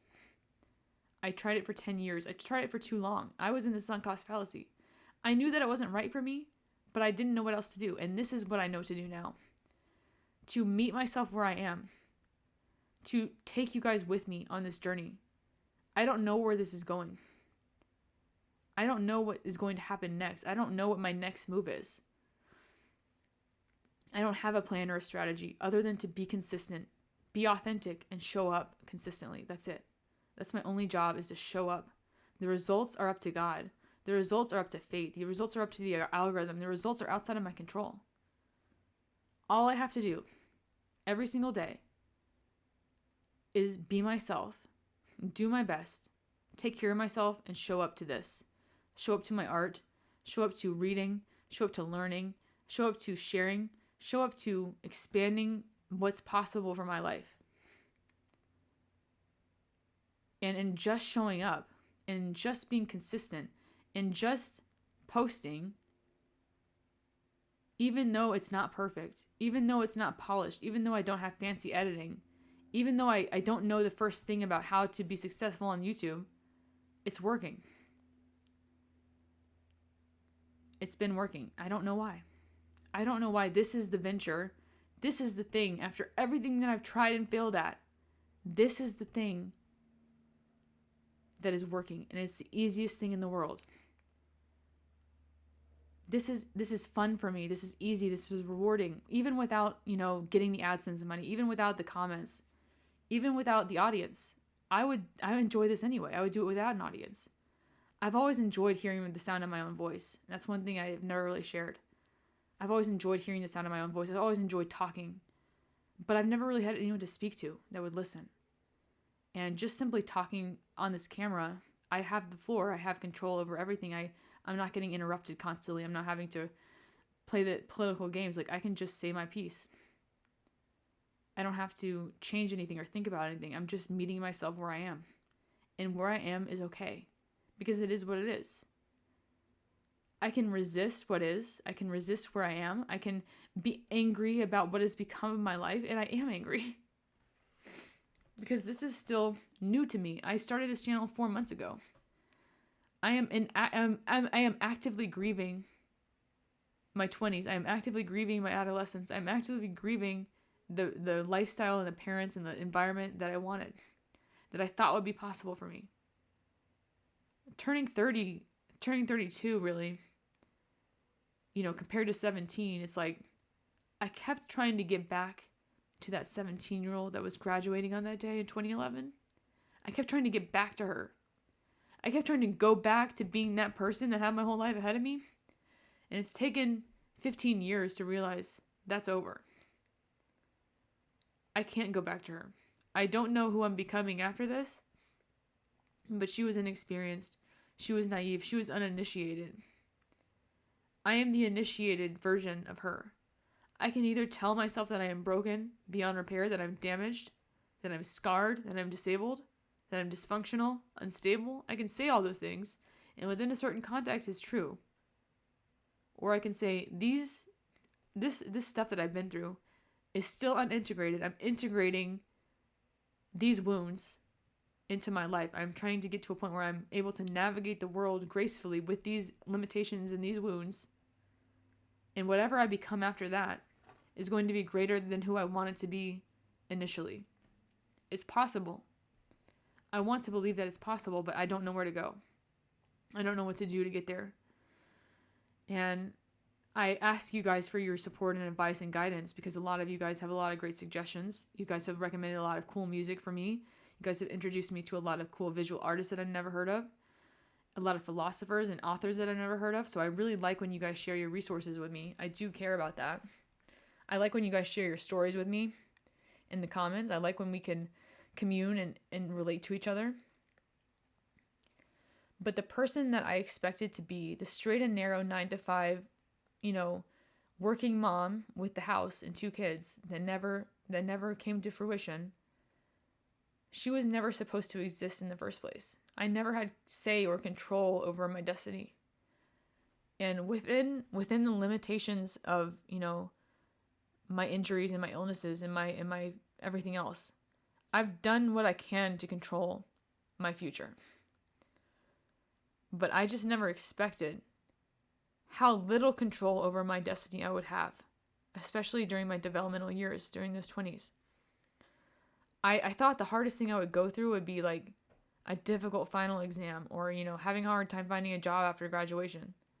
I didn't think that life would rock me to the point where I would not be able to graduate or work or have friends or have kids or have a house. Like, I didn't think that it was going to be possible for those things not to be a possibility. Like, at 17, I took that for granted. I took for granted that I was going to have a degree, 2 kids, a house, and a husband. And, I would be healthy, obviously. I wasn't even thinking about that. You don't know what you have until it's taken away. I remember when I was on a fentanyl PCA, they had me on the strongest opiates available. This, by the way, my chronic illness is how I became dependent on opiates. I became physically dependent on opiates. I wasn't psychologically dependent on them. I don't want to say I was addicted, but I was stuck on taking opiate medication because they are physically addictive. I couldn't quit the medication because the withdrawals were freaking horrific. I couldn't get through the withdrawals. Anyway, I was also on Xanax during this time, so I was casually dependent on Xanax and Percocet at this time. Anyway, I remember being on, a fentanyl PCA when I was like dying of C. diff. They had me on the highest doses of the strongest opiates available. I was basically hallucinating. And I remember thinking that, bargaining with my life. I was grieving the fact that I was dying. I was grieving my life.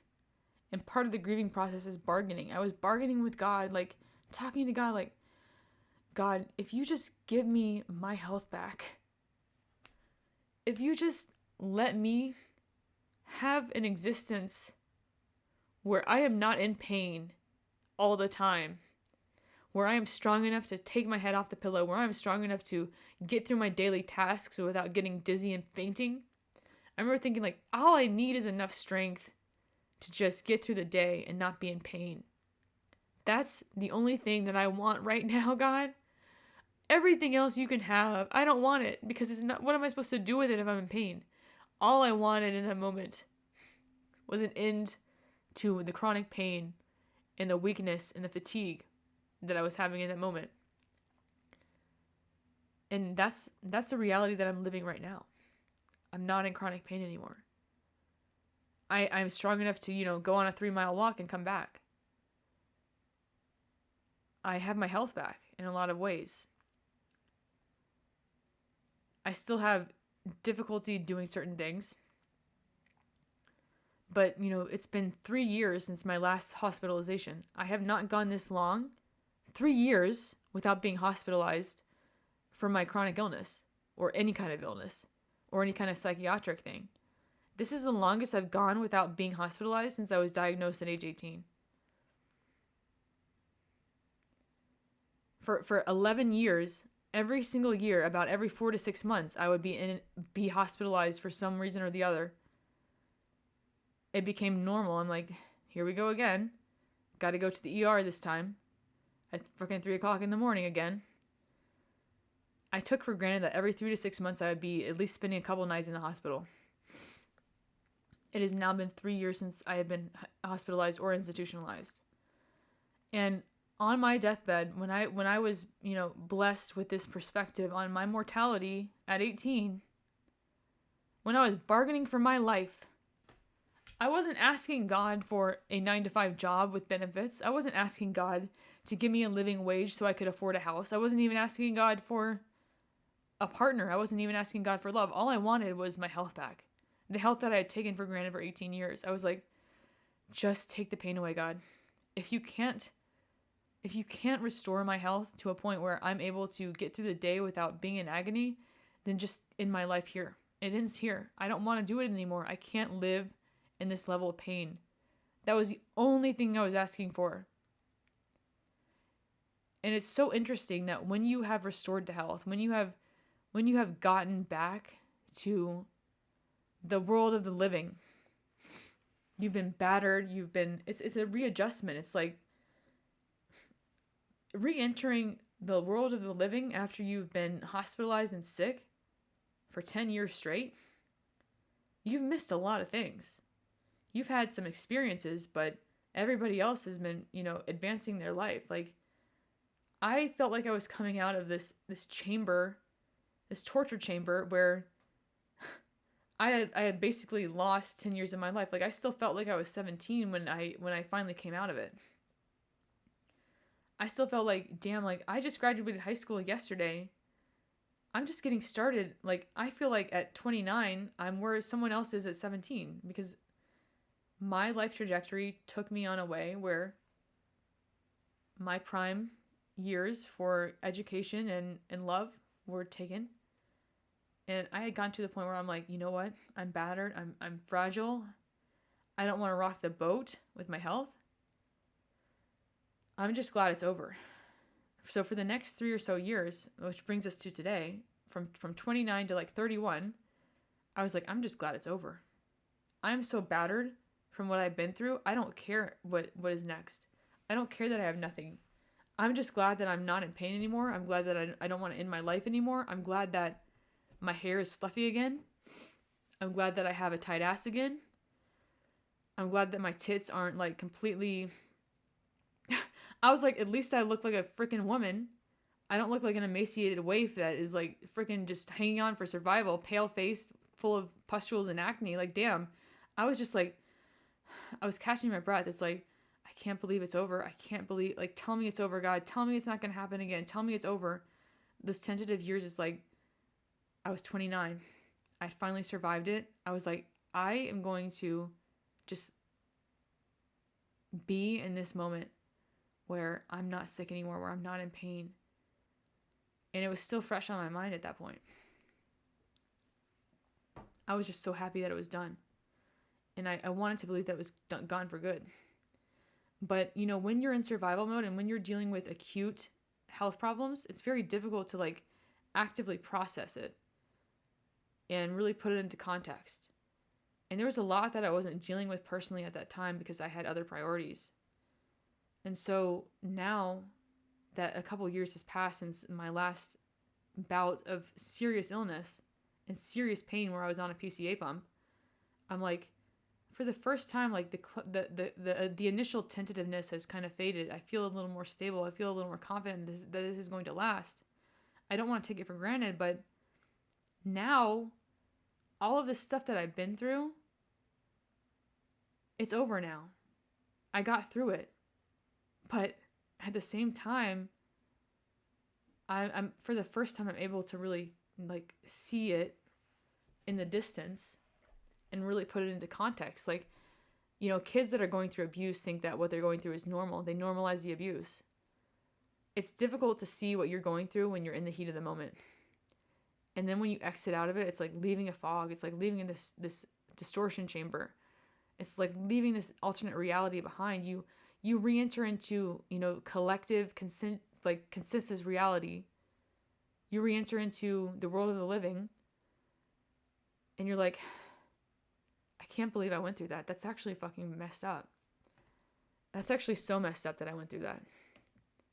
I started to have compassion for myself.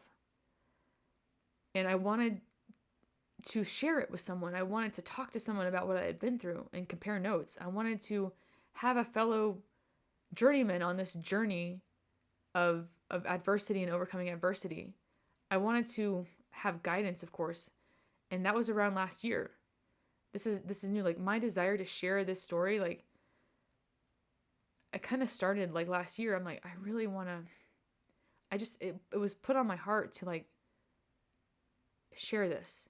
It was put on my heart to invite other people to join and follow me on my journey. And I felt for the first time, like, what I went through, I kind of take it for granted. I take for granted what I've survived. I take for granted that I'm still here. It's actually crazy that I'm still alive. I didn't think I would have this much time. I didn't think I would see 30. So I had this like this back and forth gratitude thing. On one hand, I'm like, I didn't think I was going to see 30. I'm glad that I'm here to see 30.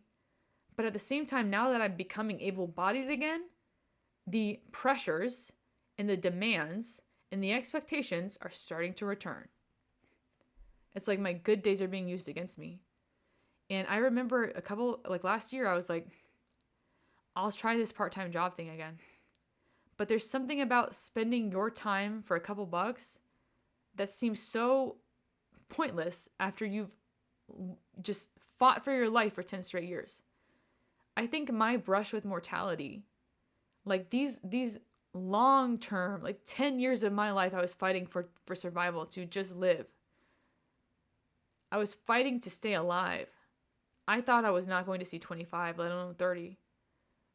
I just wanted it to be over, and it's over now. And I didn't really know what else to do with myself, so I'm like, I guess I'll get a part-time job.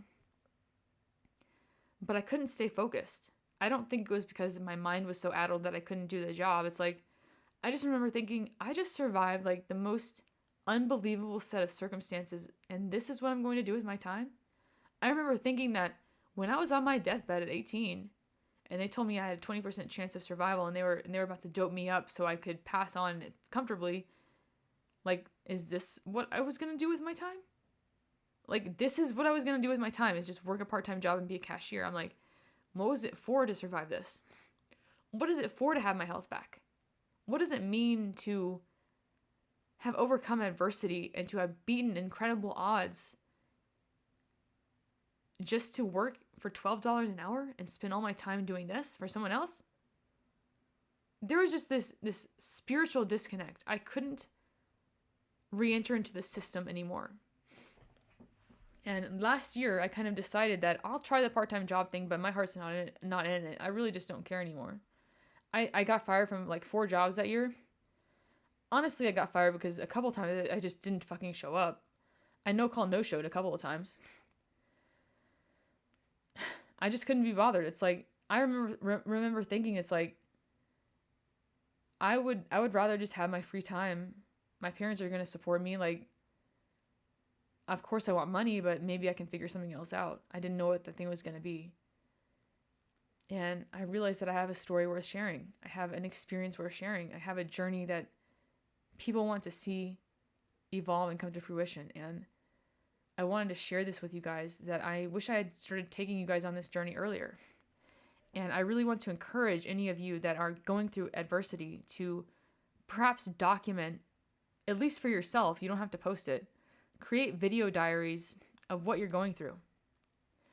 Because you're going to forget how bad it was when it's finally over, if you get through it. I'm not saying that, like, a lot of people go through things that never resolve themselves. But if you do get to the other side, if you do exit that distortion chamber and re-enter the world of the living, it's like you are a different person. It's like the person you were in that moment, and in those moments, like, it's almost like being in a different headspace. Like your brain, as you're trying to recover from what you've been through, is going to go into a trauma response, and it's going to disconnect you directly from replaying those memories. So your best bet on remembering what you're going through is to document it now. I want you to document your hardship. Don't let it go to waste. I want you to start and sit on your webcam or your phone and just talk to yourself about what you're going through. Be real, at least to yourself if no one else will listen. Be vulnerable to yourself and be explicit about the details and talk about everything that you're going through. And you don't even have to share it. Of course you could. I wish I had started sharing my journey back when I was 18. I wish I had vlogged my surgery day. I wish I had vlogged my all the tests I had been through. I wish I had documented it just for my own sake.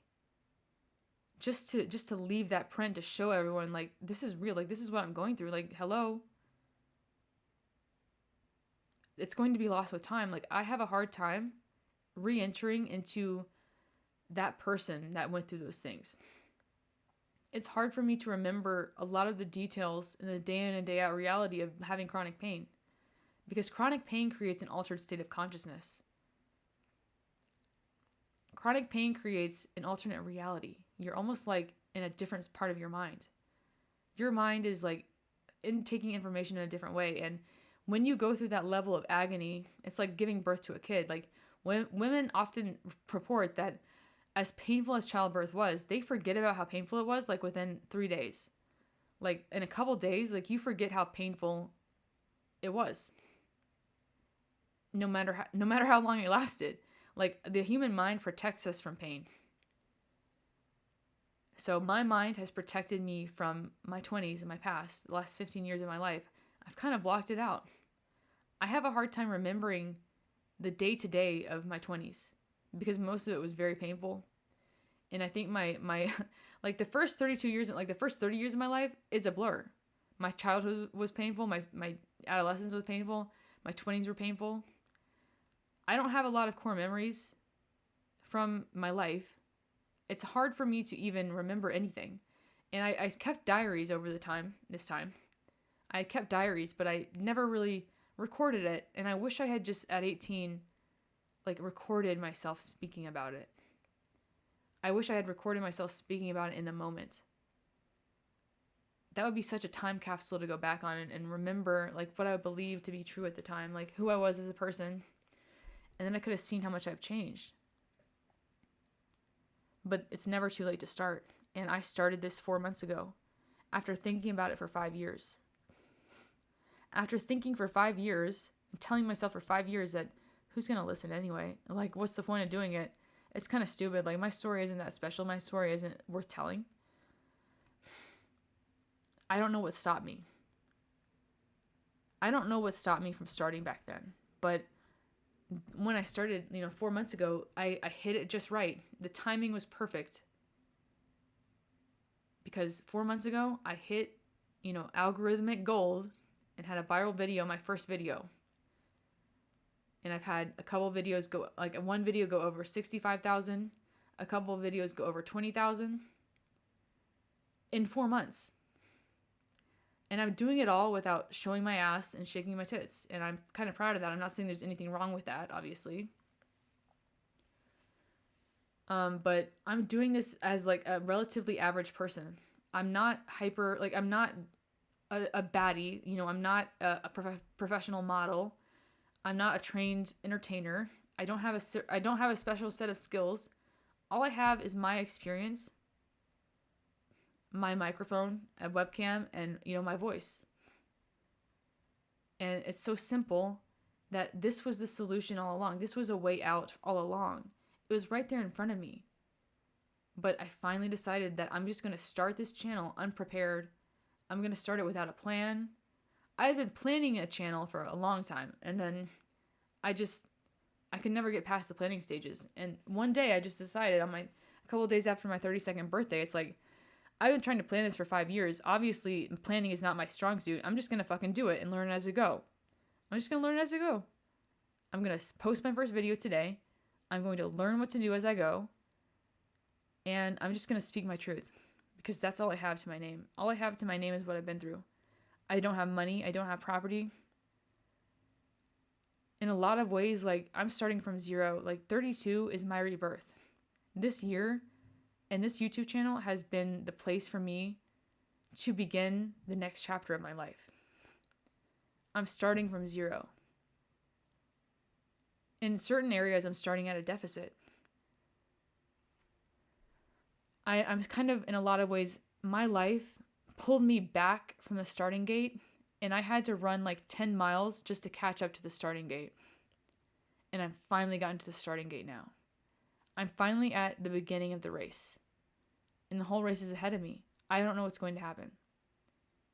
I want to believe that something from this YouTube channel, from me sharing myself, from me being real, I feel like if I just trust the process and I keep engaging in getting more skills in these areas of things that I enjoy, the money will follow. The success will follow. I can't do it the old-fashioned way. I've survived too much to waste my time working for a dime. I think sharing my story and being present on with you guys in this community is more valuable, is more of a contribution than putting the fries in the bag. This is more of a contribution. This, to me, is more important. It means something. It's helping me and it's helping you, and together we help each other. And this has been an exceptionally long video. I wasn't expecting to talk this long. But I wanted to let you guys know that I love you and I'm so proud of you. I recognize a lot of you. If you want to join our Discord, channel memberships start at $5 a month. And you can join our Discord. We have a paywall because I want to make sure everybody's serious. I don't want spam and hate and disrespect in the Discord. And I also have a Twitch, so follow me on Twitch. I stream and do spontaneous stuff over there. I obviously stream on YouTube as well. And I wanted you guys to know that when you reflect back your journey to me, when you reflect back your lived experiences to me, and you say that my story has impacted you, it means a lot. It does. It means something to me. I didn't think anyone was going to see that first video. I thought that all the comments would probably be negative. It might get 1,000 views at the most over a year period. No one was going to see that video. When it first started going viral, I started feeling oh my God, I was a little bit nervous about being perceived by that many people. I tried to quantify how many people is 200,000 people? How many people is 15,000 people that are subscribed to me? Almost 15,000 people are subscribed to me. How many people is that? That's so many. When I stream, and I have 50 to 100 viewers, 50 me addressing a room of 50 to 100 people in person is insane. And having them sit through my ramblings and sit through what I'm talking about and engage with me and support my channel financially and emotionally and all that, it's insane. I never thought that this would work. This is beyond my wildest dreams, and we're just getting started. I obviously don't know what to expect. I know that the YouTube algorithm favors small channels under 10K, and after you get to 1K, I've noticed that once you reach the threshold of 1,000 subs, between 1,000 subs and 10,000 subs, YouTube jet streams your growth. YouTube prioritizes, monetized channels under 10K. They help you grow algorithmically, and they support you as long as you're being consistent and doing all the right things. But after 10K, I feel like things slow down. I have a steady keel, and most of my growth is organic. Most of my growth is just people finding it through resonance and through luck. I don't think YouTube is really pushing my videos very much. I just think, it's growing organically because this is what this channel is. It's not a channel to entertain. It's not a channel to, maximize algorithm. I'm not Mr. Beast. I don't know how to optimize my SEO and create a 10 million bajillion dollar video. I don't know. I don't know how to do that. All I know how to do is show up. And for the first time in my life, I'm showing up regularly. I'm being consistent. And I'm doing it in a way that's manageable and enjoyable. I'm doing it in a way that is right for me. And I've never taken on any kind of venture like this that has succeeded in such a short period of time is beyond my dreams. It's beyond my expectations. And I wanted to update you guys on my first video because I had a lot to say today. And I'm very happy that you guys have listened all the way through if you have. If you listened to the entire 2-hour thing in one setting, or however long you did it, if it was at 2x speed, I understand. But yo, if you listened to the entire thing, give me a sign in the comments. Like, tell me that you're still here, you know? Because this was very important for me to share, and I understand that not everyone wants to sit through a 2-hour video. But this was an update on my life and kind of a reflection on how being an outlier in society, how being a misfit in society has affected me and gotten me to this point right now, where I am just accepting that I have to find an alternate way. And I don't know what that way is going to be. I don't know if I'm going to have stable housing. I don't know what is going to happen. There is no guarantees in life. The only thing I know is that I'm not going back to work. Even if I was homeless, I wouldn't do it. I would try to find a way to hustle and scrape by on the streets. I can't do working for someone else for $12 an hour. Sacrificing my time for that little money is just not worth it. It's disrespectful. Like, I respect myself now too much. I've been through too much. I thought that I wasn't going to see 25. I'm not going to waste my time anymore on that little, payback. I respect myself too much. And maybe the world wants to hem me in and label me and say that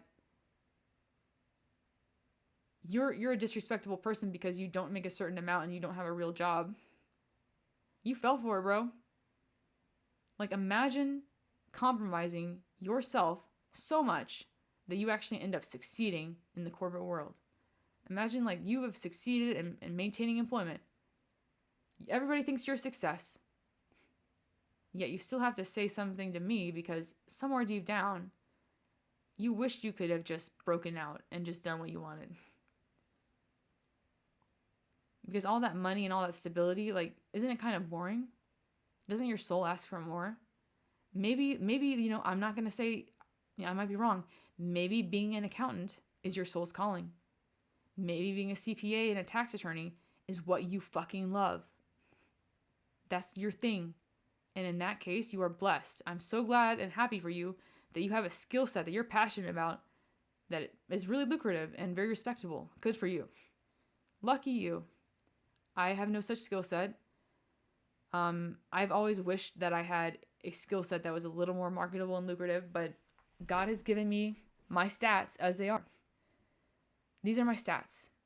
I roll the dice.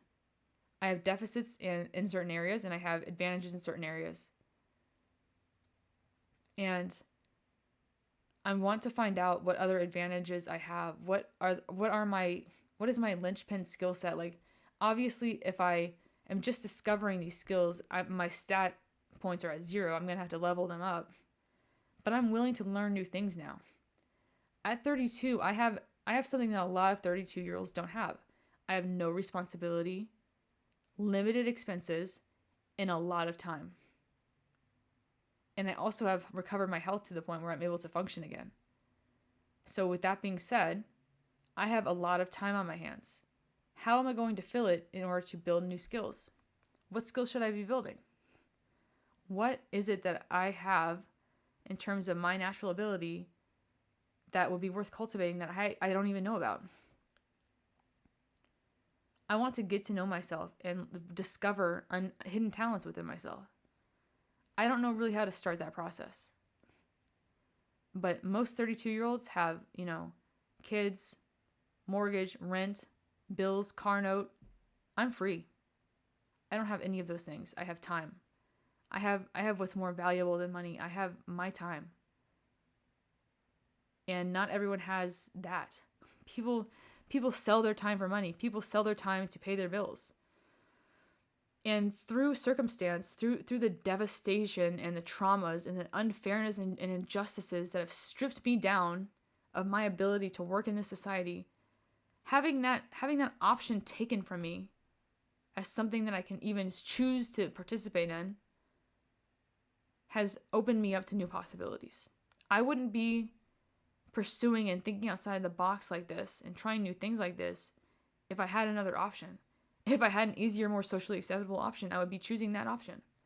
But it's not part of my multiple choice answer sheet. Like my 2025 bingo sheet does not have 9 to 5 job because I can't fucking apply. It's not on my sheet, bro. It's not an option. And it hasn't been an option for a long time. And I've wasted so much time trying to make that work. I'm not going to do that anymore. I'm going to go all in on whatever this is. I'm going to go all in on storytelling. I'm going to go all in on art. Obviously, like, there's always more to learn with art, but I think that my skill set in art is good enough. Obviously, it's good enough to get sales on Shopify. But I don't know, like, how do I get more sales on Shopify? How do I get my art in front of more people? There's always more to learn in terms of technique. There's always more to learn in terms of skills and, painting and all that. But I really want to think about, like, how to sell my work now. It's at a point now where it's good enough to sell. It is selling. Not as much as I would want to, but I've sold an original. I sold a commission through YouTube. I've gotten a lot of sales on my prints through Shopify. It's at a point where people are willing to purchase it. It's high enough quality where I'm consistently putting out stuff that people, they like it. Obviously, I've received some negative feedback, people calling me mediocre, cliche, kitschy, whatever. You have to understand that when it comes to my skill development, I was not able to focus and prioritize building my art skills because of my health problems and my traumas. My priority was surviving the next infection. I didn't have the energy to invest in this until very recently, until like this like my 32nd birthday. Like, I think the second half of 2025 is like, I was like, you know what? I think this time is going to last. I think that I can start again, and I think this time it's going to stick. I don't think it's going to be robbed from me this time. I think that as long as I'm consistent, I can restart my art practice. And I think this is just the beginning. And for the first time, like, I don't have any job. I don't have a job. Like, I don't have kids.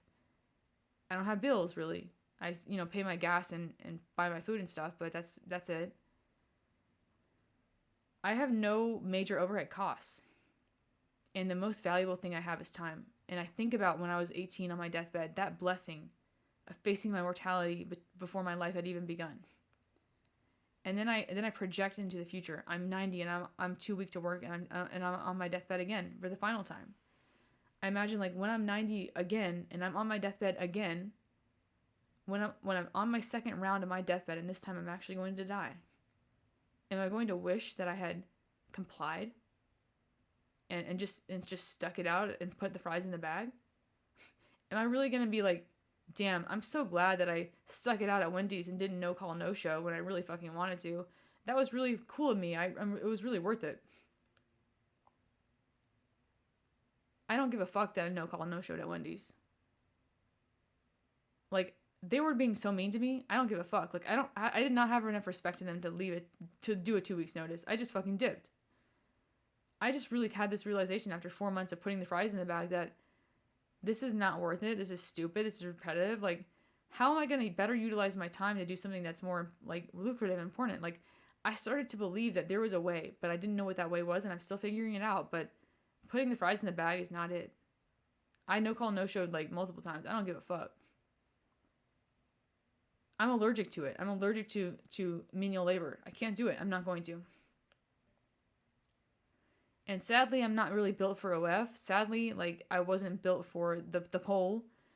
Like, shit, if I had like a rack and if I had like the right hip to waist ratio and I was a trained dancer, you better believe I'd be on the pole. If that was an option, I would have done that a long time ago, but it's not an option.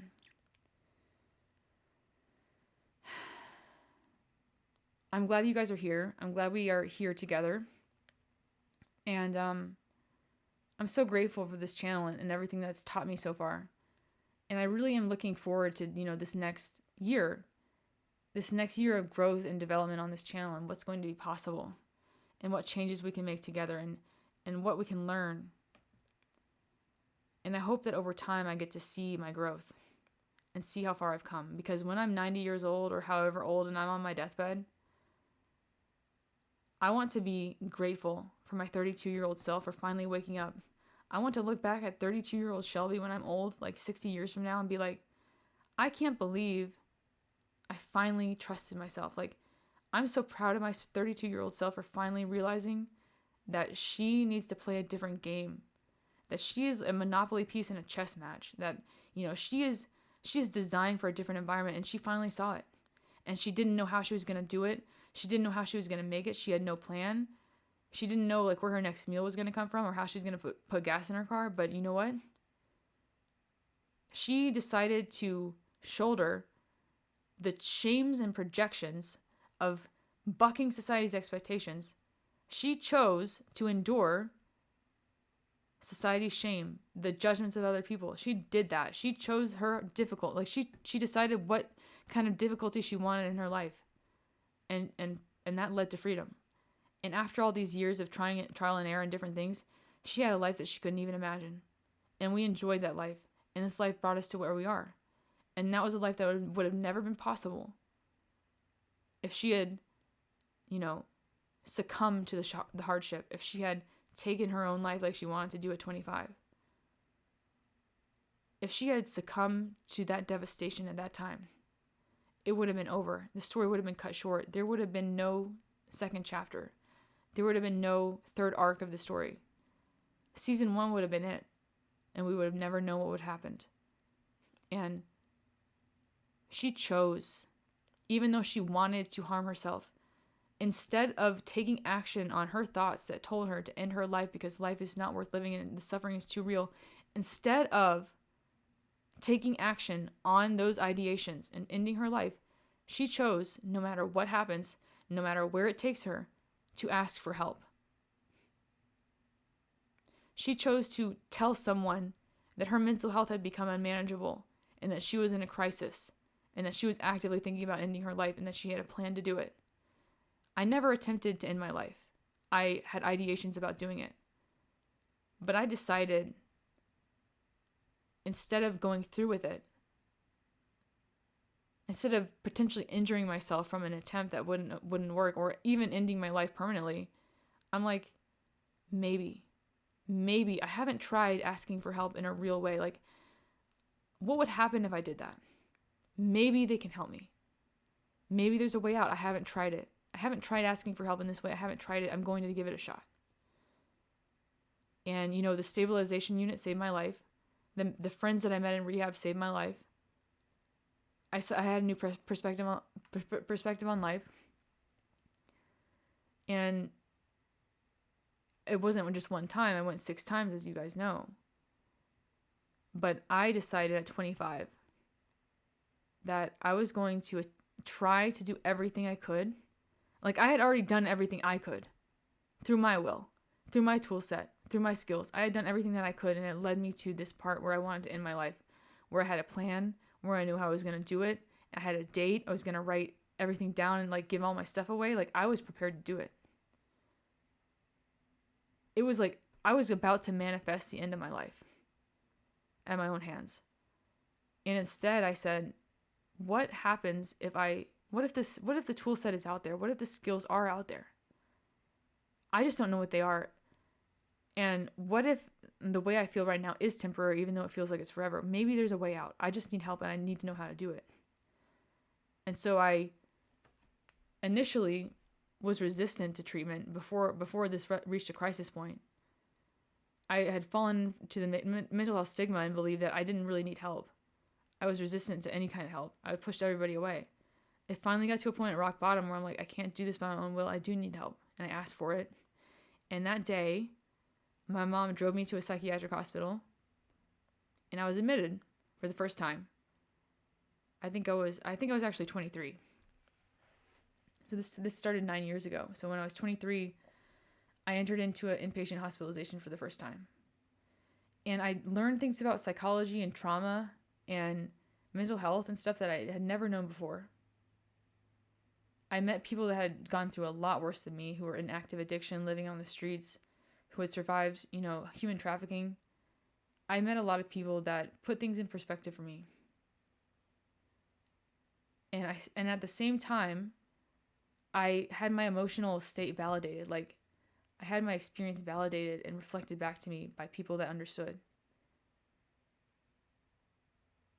And that was the first time I really felt seen by my peers. It gave me perspective, and it also gave me support that I needed to continue on. And as difficult as that environment was to be in, I got a lot out of it. I got a lot of stories out of it. I got a lot of, help out of it. My ego was a little bit affronted by the fact that it had actually helped me. My ego was affronted by the fact that, the medication that they gave me did stabilize me. It put me into a place where I was no longer suicidal. And the therapy that they did, pulled me out of that headspace where I was self-medicating and stuff. And I realized that all these factors that I just, I learned a lot about human psychology and mental health. They did lectures in there. They were educating us. We did group therapy. We did art therapy. It kept me busy. And I'm like, the only thing that was missing in my life was like, community structure activities. And to this day, I really still want community structured activities in my life. And I really enjoyed that part of the psychiatric hospital experience, the structure. Same time, same day, same time every day we have food. Same time every day we have this therapy. Same time every day. And there was an accountability. You were expected to show up. And I hadn't had that structure in a long time. And I was able to heal with that structure. But then they warn you as you're about to get discharged, this support is for stabilization, to get you out of the crisis mode. The work begins when you go home, and you're going to go back into that environment that made you sick in the first place. And that's when, you go back to old patterns a lot of the times. And it's really hard to break out of those old patterns. A lot of times it does take 6 or 7 times to really have it stick. And I'm not saying I never got anything out of therapy. Maybe I said that earlier, but I'm glad that I went. I'm glad that I went to the psych ward. I got a lot out of it. It saved my life. There was a lot of scary things that happened while I was there. I saw things that I had never seen before. I experienced a lot of conflict and drama with people that I'd never experienced before. In a lot of ways, it was like being in a women's prison. It kind of was like being in a women's prison. But like at the same time, I was like, you know what? These people are harassing me. They're giving me a hard time. They don't like me. They're fucked up. They're going through withdrawals. Like I experienced some negativity in there too. But I'm like, at least I'm not completely by myself right now. At least I'm not dead. And I started to heal. It gave me tools to cope. And I haven't been suicidal in a couple of years. I guess it's been about 3 years since my last hospitalization. There's been some psychological relapses, I'm not going to lie. There's been some psychological relapses where I've fallen back into old patterns and I've really been back into active mental illness again. Oh, fuck. Sorry about that, guys. But it's been about 3 years since my last one. And everything that happened was triggered because of circumstances. And we can always say that, I'll never let a circumstance rock my shit again. But, I'm a human being. Anyway, a little tip on my psych ward experience. My psych ward experience did save my life. I'm glad that I asked for help. I was wrong to think that they couldn't do anything to help me. I'm still here because I decided to submit to a treatment program and admit that I had a problem and that my life had become unmanageable due to a lot of reasons. Not to say I was ever an addict, but I was self-medicating my mental health problems, and I realized that if this was left untreated, I would have a habitual alcohol use disorder on top of everything else. So they broke me out of, self-medicating with alcohol. When I drink now, I still do have drinks sometimes. When I drink with my family. I drink, occasionally. I make sure that I'm not habitually using, and I make sure that I never drink just to alter my mood or to numb what I'm feeling or because I'm bored. I don't do that anymore. The thing that I learned in rehab was like, never use a mood altering substance. It'll only make it worse. So I never drink to alter my mood. I never drink to numb my feelings. I never drink to avoid responsibilities. I just drink, on Taco Tuesday, and that's pretty much it. And that was hard. Like, there was a couple behavioral relapses where I started self-medicating again. Like, it took 6 hospitalizations for me to finally get my shit together and be like, I don't think I'm going to go back to one of those again. I think that I just have to do what I can. What they didn't really tell me was that what I was missing was that I kept trying to do it the old-fashioned way, like live my life the old-fashioned way. And I had people suggesting things that were a little bit outside of the box, but I just didn't want to listen. People were planting seeds and giving me advice that I think I should have listened to. But I was so stuck in the sunk cost fallacy. Like, I've put so much time and effort into this kind of thing that I just, what if I just try one more thing about this on this level and maybe it'll work? It has to run its course. It takes a long time in a lot of ways. I know there's a lot of us, like every single one of us has a lesson that we should have learned a lot faster. Every single one of us has had to, go through a trial where we have had hard-won experience. And, we went through 10 years of trying to figure out a solution for something. And we're going to be happy to tell the next guy and hopefully get him through it in like 5 years instead. It's like, I understand that people have to go through what they have to go through because I'm that person. You can't skip the process of learning the lesson. If there is a lesson on your soul that you have to learn, you have to go through it. You can't skip the lesson. Sometimes people will give you the answer key to the test, but I don't know. It seems like that's kind of cheating, right? You still have to I think like taking people's word for it, like I still had to go through this. I'm still going through it. There's going to be lessons right now that I'm about to enter into that I don't have perspective on, that in 10 years I'll be like, oh, you know what? If I just not done it that way, I would have, like, this issue that I was experiencing that I've been struggling with for 10 years, that was resolvable. Like, I could have tied that in a knot in like 3 months and had that over with. But it took me 10 years to realize that, oh, that's an issue that is very quickly resolved. It took me 10 fucking years to realize, oh, I can fix that really fast. Silly. And I don't know what the future holds. I'm putting into the universe that I'm open for collaboration, for commission, and for sponsorship. I don't really know how to get YouTube sponsors, so if anybody has any ideas on how to do that, let me know. I'm open for sponsorship on this channel. Just email me. My email is in my bio. And that's the next step, I think, on this YouTube channel, is getting sponsorships. I think 15 grand is enough to really attract advertisers' attention. What kind of like stuff you guys want to hear about, though? Anyway, I'm going to talk for a couple more minutes, but this was a long talk, and I'm glad that I got this off my chest. I wasn't expecting to go on this long. The time really flew by. I wasn't really expecting this, but this is the new me. This is the new path. The new path is, this is something that AI cannot replace.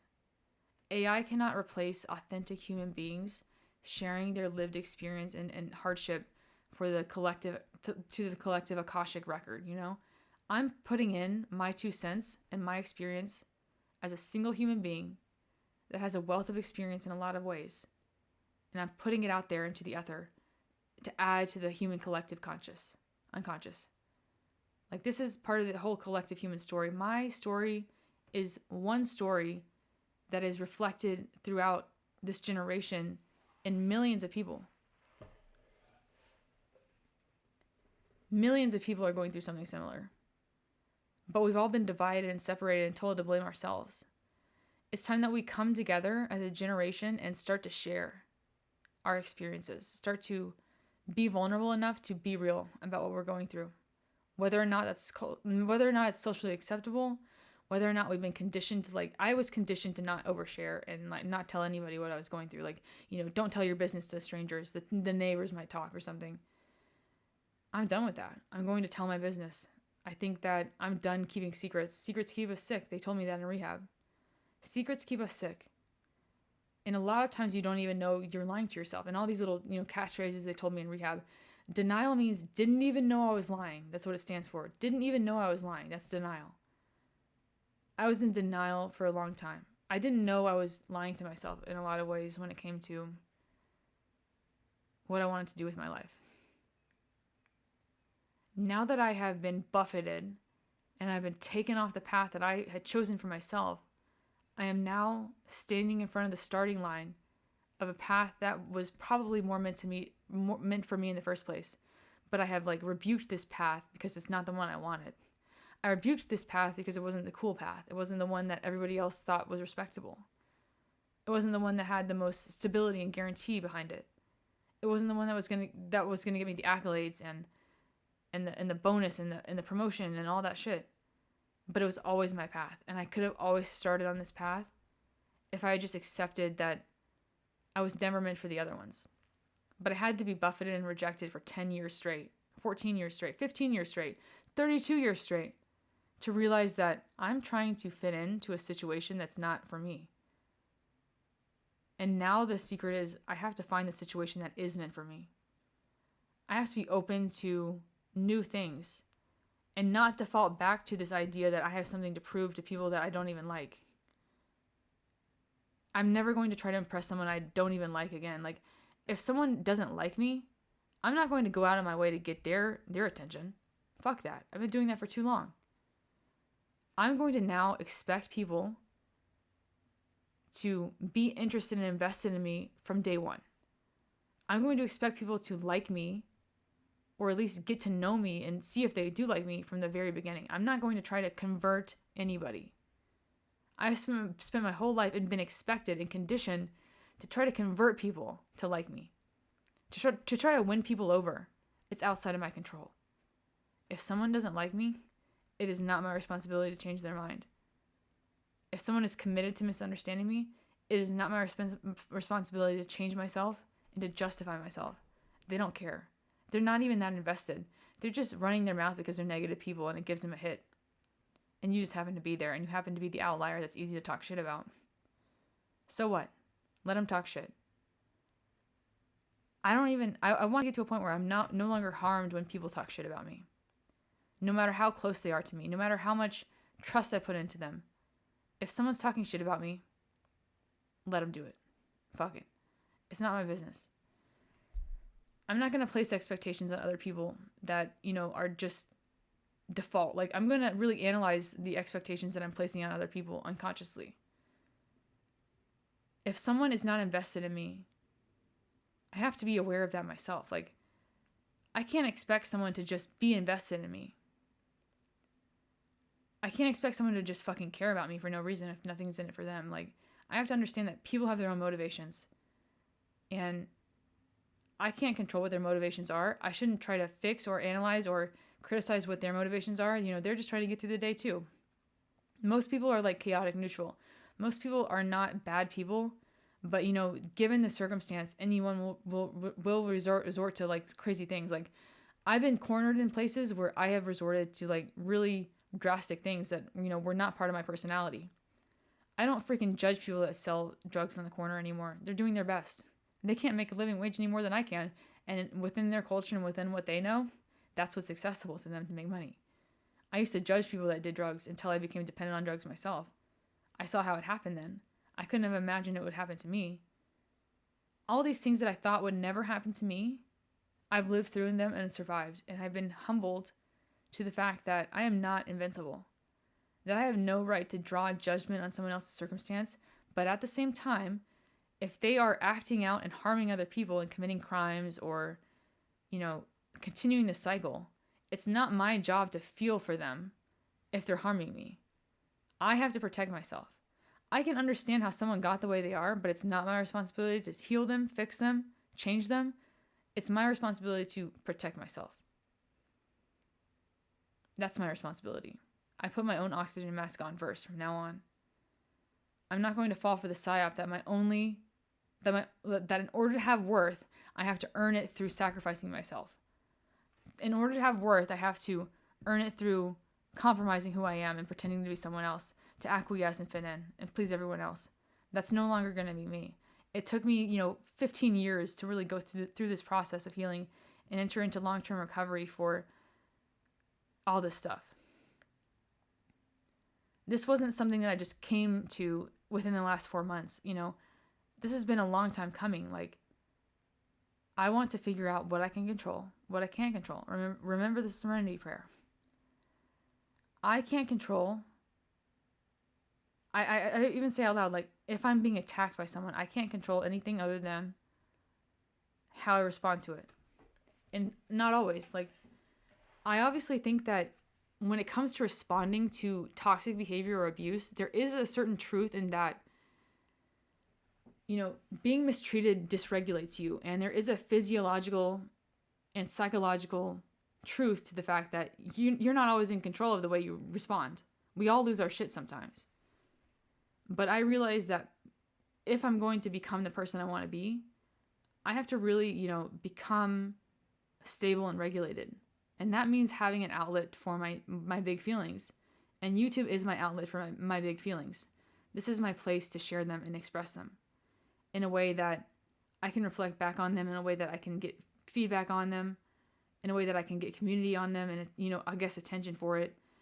If no one in my life is going to hold space for me, I'm going to find a community that will. I need this.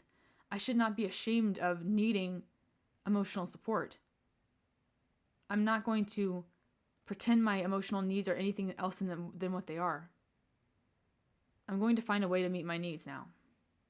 I'm going to find a way to take care of myself.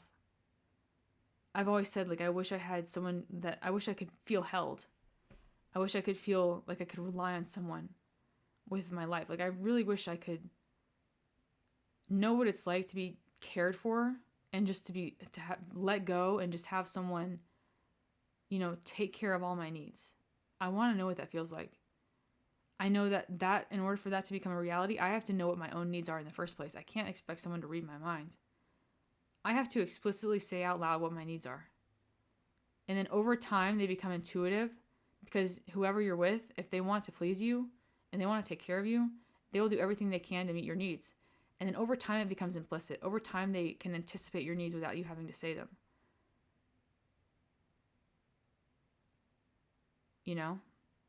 Intuition comes from explicit repetition of very obvious instructions and material. Like, leave nothing up to mystery. I've been guilty of expecting people to read my mind and feeling invalidated when they couldn't understand where I was coming from. But, if they want to, like, if someone is making an effort and they say, I'll meet your needs, whatever they are, just tell me what it is. It's your responsibility to be able to communicate what your needs are. And maybe you don't have the tools. Like, I didn't have the tools when I was in my 20s. Before I went through treatment, I learned all these psychological terms and got really good at communicating because I went to, like, CODA meetings and Al-Anon meetings, and I heard the way people would speak about their problems through these support group meetings, and it gave me a vocabulary and a framework in which to communicate, my needs. And I'm getting to a point now where maybe I can invite someone into my life. But I really don't know. I would have to understand that, I'm a work in progress.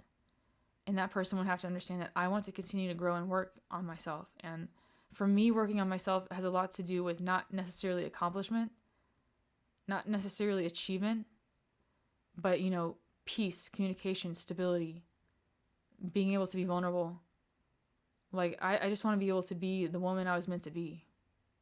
And this society has conditioned me out of some of my greatest gifts as a woman in terms of, being vulnerable. I've had to put on a guard to survive, and it's exhausting. I've had to dissociate from my femininity and my desires as a woman, and I've gotten in my head over my feelings. I can't just live in my feelings.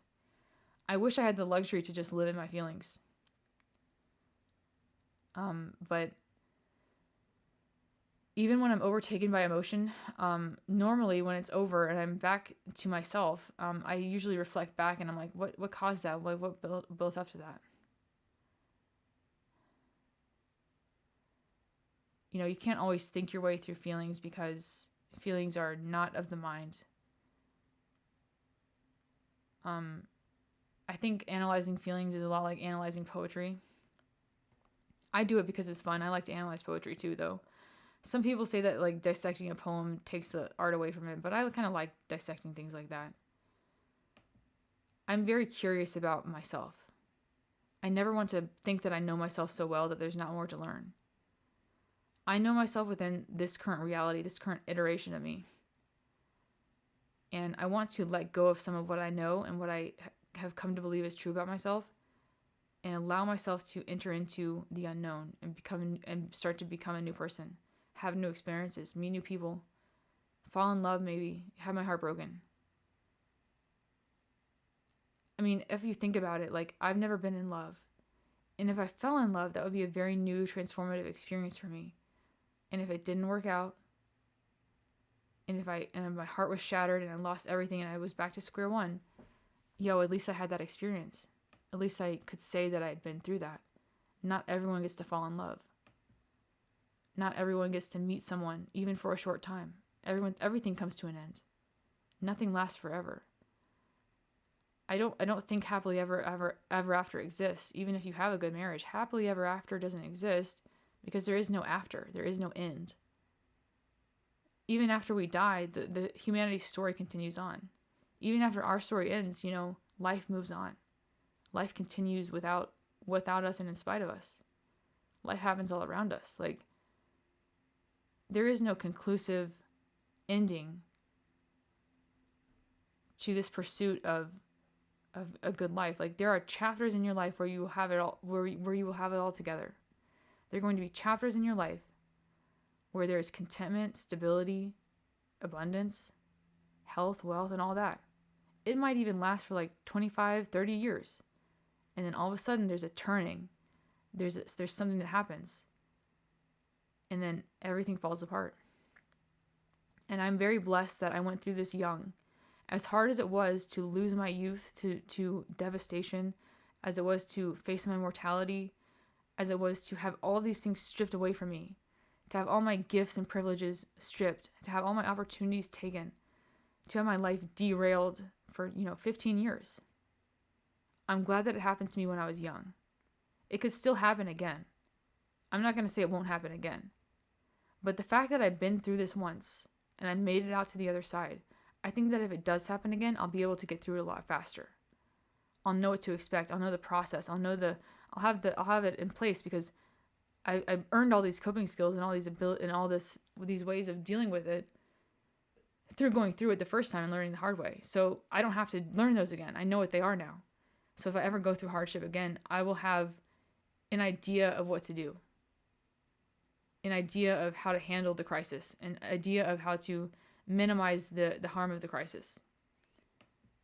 And it will be better than the first time. It will be more efficient than the first time. I've gone through grief. I've lost a parent. I've lost my health. I lost my beauty. I lost my education opportunity.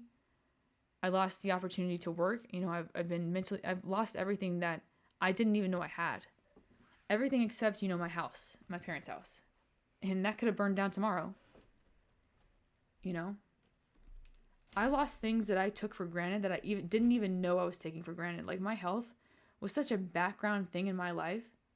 Like, when I thought about health is wealth, like, people would say health is wealth. I'm like, okay. I didn't know what it was to be sick.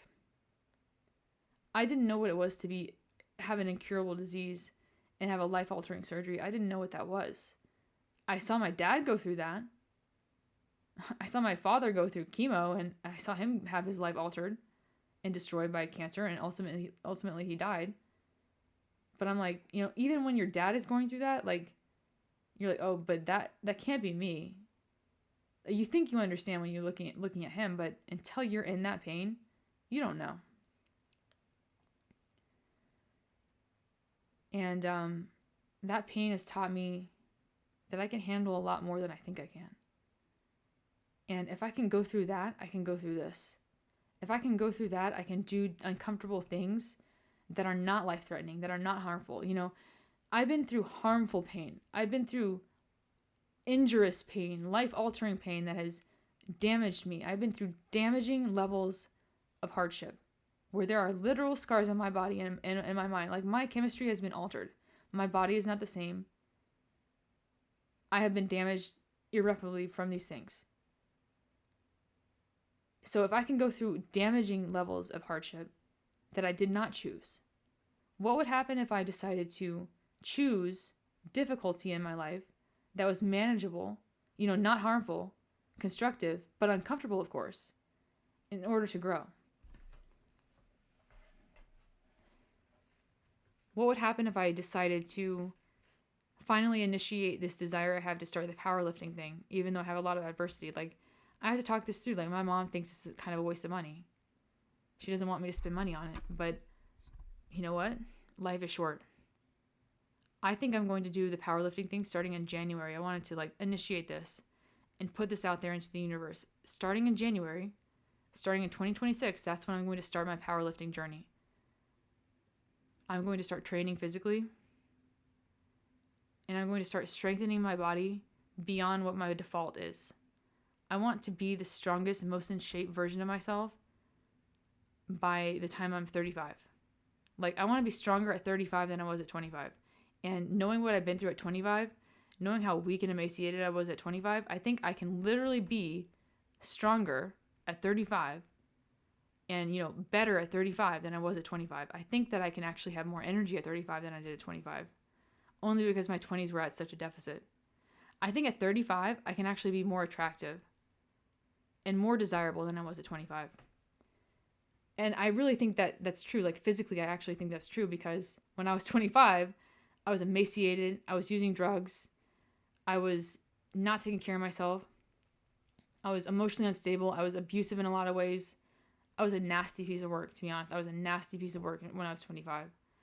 I was just ravaged by illness, ravaged by drug dependency. Like, not okay to be me. Like, I was not an okay person. I was weak.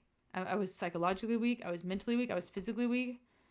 I felt I was in a complete victim mentality. I was horrible to be around. I was blaming everyone else for my problems. I was taking it out on everybody else. I was in a complete state of reactivity, and I was at the effect of everything that was happening to me. That was me at 25. Not to mention, I had terrible acne on my face, pustules on my body because of the steroid treatment from my ulcerative colitis. My hair was thinning out from the biological treatment. Like, I was just fucked up. I had just gotten out of temporary menopause where I had amenorrhea. Like, I was a non-entity in the sexual marketplace at 25. So that is funny, because 25 was supposed to be my prime. Imagine if I had been in my prime at 25, like, in terms of health, and I had just been, I was just bawling, like I was living the life at 25. I'd probably be pretty sad about turning 35 or something. Now I'm like, you know what? Within the next 3.5 years, 35 is going to be like the time of my life. 35 is my new prime. Knowing how fucked up I was at 25 and how ugly I was and how just destroyed I was, 35, like, there is a real objective way for my mid-30s to be substantially better in every way, relationship-wise, health-wise, financially, every single way than my 25-year-old ass ever was. That's my new goal. 35 is going to be my year. I'm going to start training in January, and I'm going to prepare for the next couple of years, and I'm going to put 35 is going to be my athletic prime. 35, I'm going to be stronger at 35 than I ever was in my 20s. That's kind of the benefit of having your 20s be a total loss and at a total deficit.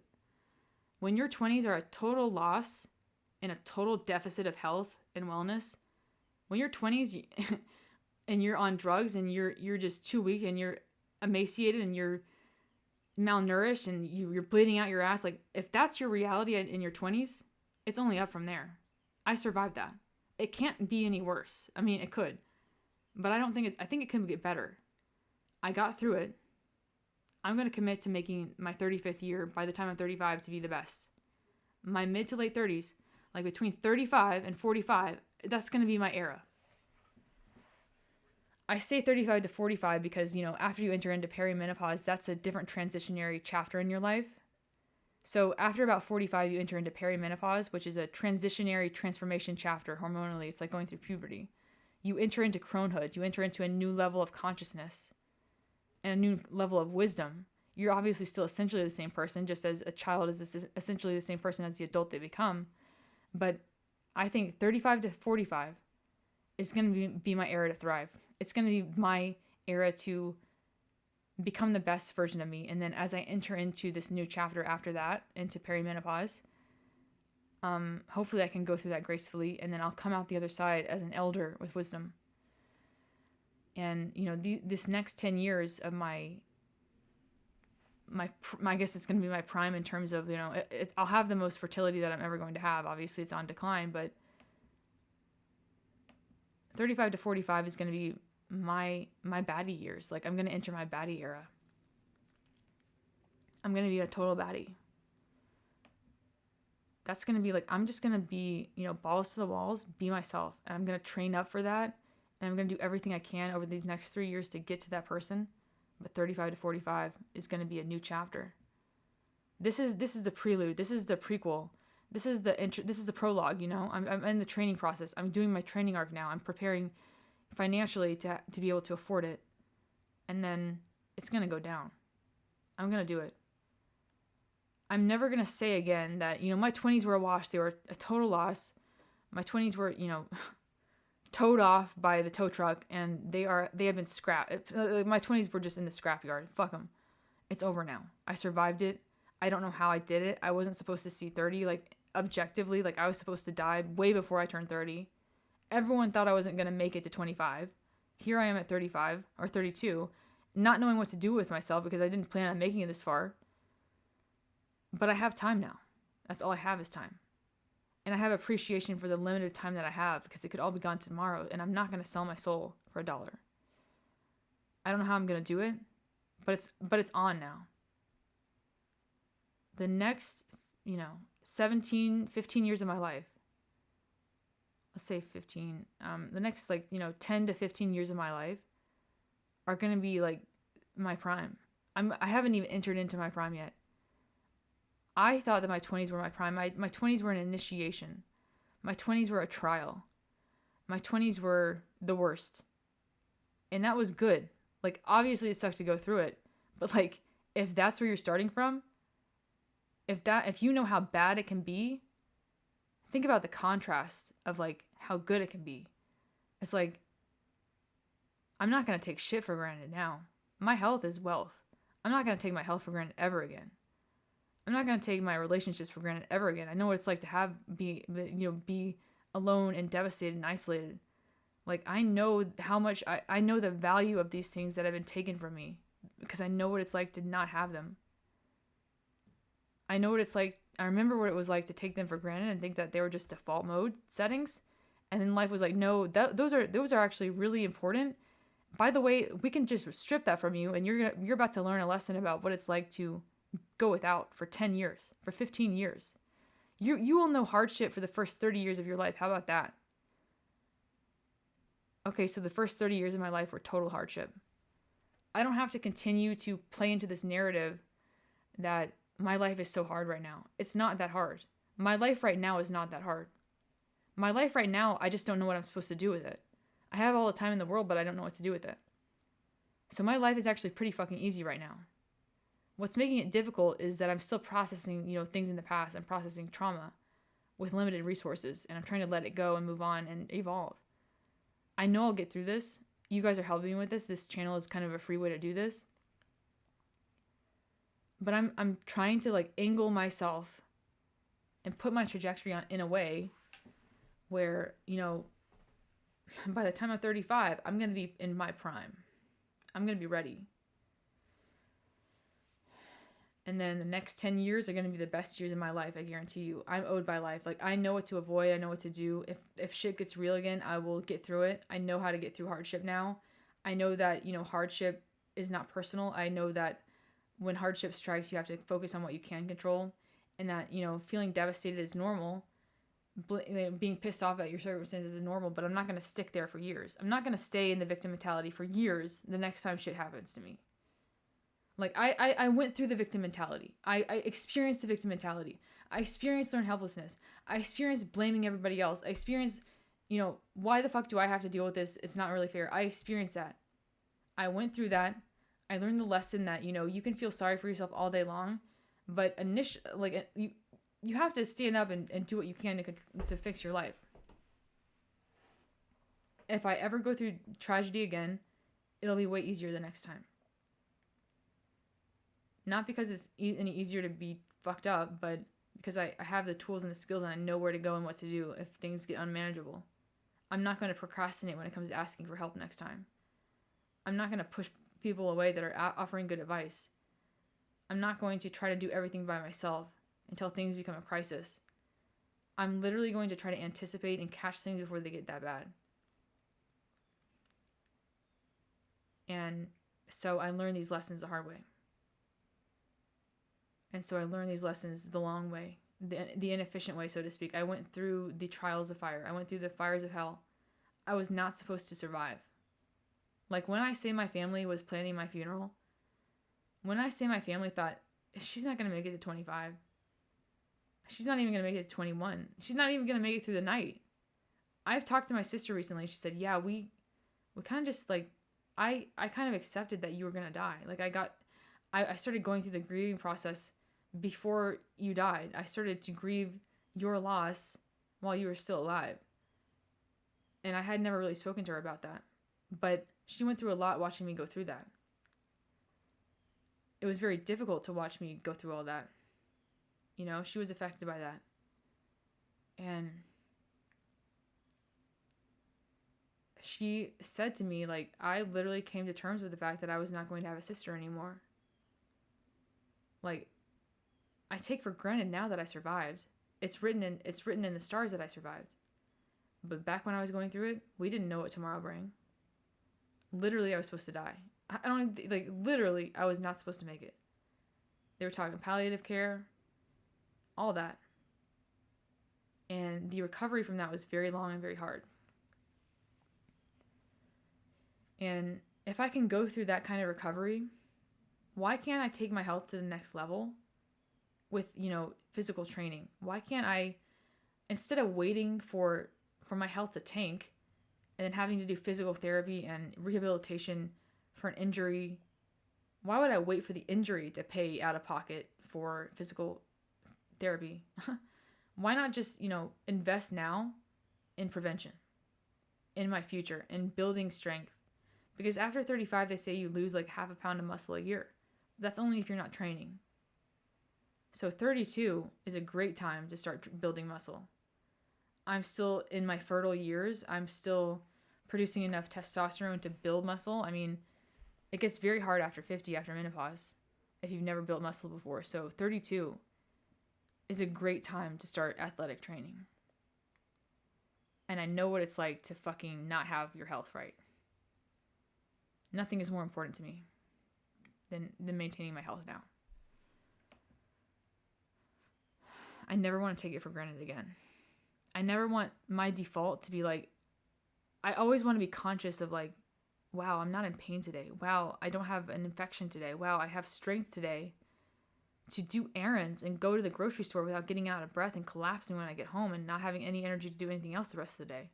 Like literally when I was so sick, my mom would take me to the grocery store and that would be my entire day. It would wipe me out for the rest of the day. Like my endurance was just non-existent. I was like an 80-year-old person at 18. I'm going to be stronger at 80 than I was at 18. Guarantee you. If I start training now and I take care of myself, at 80 years old, if I make it that far, God willing, I will be stronger mentally and physically than I was at 18. It might seem far-fetched, but at 18, like I couldn't even walk up the stairs unassisted. I could not take a shower unassisted. I was too weak. I could not get out of bed or get into bed unassisted when I was 18. This was after I had survived my deathbed experience and I had lost every single ounce of muscle I had. So there is a chance that my 80th birthday, my 80s will be better than my 20s. I might actually have more strength and more mental acuity than I had in my 20s, guaranteed. Like that's actually possible because of how fucked up my 20s were. So if my 20s were fucked up, My 20s were a wash. Like, I don't really have, I'm just now getting to the point where I'm catching my breath from what happened. As the years go by, as the decades go by, my perspective on how all of this is going to be integrated into the full story of my life is going to change. I'm still feeling the brunt of what I've been through. I'm still in the acute recovery stages. But after I get through this, in 10 years, in 20 years, in 30 years, 40 years from now, I'm going to look back on this decade and be like, it was formative. I would not go through it again, but I also wouldn't undo it. I'm not at that point yet. I haven't gotten to that point where I would not. I still wish this could be undone. I still imagine the life I could have had, but I haven't gotten through to the good part yet. I haven't gotten through to the reward of this trial. What awaits me on the other side of choosing difficulty that's not harmful, of training myself and getting stronger, of improving myself in every way that I know how now. It's going to be possible. I can do this. I can make my 35 to 45, that decade, if I train up for it, that's going to be my prime. I'm going to have so much fun. It's going to be my prime for athleticism. It's going to be my prime for beauty. Like 35 to 45, I'm going to looks max. Guys, I'm going to strength max, looks max, health max. Like, I'm going to do all the maxing in my 30s. And, because I was so fucked up and stupid in my 20s, and because of my illness and all that, literally, not just metaphorically, not just in my delusional mind, not just in terms of personality and life experience, I think at 35, I will be more beautiful than I was at 25. Like, objectively. Because I was so fucking ugly in my 20s. I was just horrible. Pustules, acne, whiteheads, breakouts, rosacea. My face was disgusting because of the steroids I was on, like I said. And I was emaciated, so I was like a freaking Holocaust survivor with acne. It was horrible. So it's only up from there. My 20s might have been a wash, but how many supermodels do you think? Like, how many Instagram models? How many people that got to vibe and enjoy their 20s and got a free ride because they were so beautiful in their 20s? How many of them do you think are enjoying their 30s more than their 20s? Like, don't get me wrong, they got to have a good time, but that good time is going to come to an end. Their 30s, like their mid 30s, is going to be a trial. They haven't been through the trial yet. They haven't been through the fires of hell. They haven't been through the unavoidable harm and trauma and pain and maybe I won't survive this kind of thing yet. That's coming. Like, everybody has to go through it. But I see the potential blessing in having all this hardship. I see the potential blessing and potential triumph of what the next 10 to 15 years are going to bring in my life. And I'm looking forward to it. And I'm going to start this initiation journey, start this training journey in January. And I have the strength to be consistent. I have the strength and time to invest. I'm going to be the person that I always wanted to be, that I wasn't able to be. All that I've been through has led me to this, to the beginning. I have started from 10 miles behind the starting block. I finally caught up to the starting line. I'm catching my breath, and I'm about to start the race of life for the first time. I'm about to begin my life. My life is just now starting. This is the chapter where I get to thrive, where I get to train and become the person that I've always wanted to be beyond my imagination. And I'm going to gain perspective through this decade on my 20s that I never would have had. I'm going to integrate what I've been through, and I'm going to heal what I can heal. And I'm going to become stronger than I would have ever been if I had never gone through this. And yes, initially speaking, when I was going through this, it left me with devastating wounds that left me weaker than I'd ever been in my life. It left me with permanent scars that will never fully heal. I have been damaged. I have been altered. But maybe it is possible to fully heal from this and go farther than I would have gone before. So anyway, guys, if you've listened to this entire thing, I'm impressed.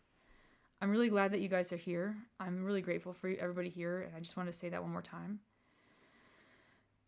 My name is Shelby. I exist and I make stuff, and I can't wait to, talk to you guys and interact with you guys and get to see you guys again.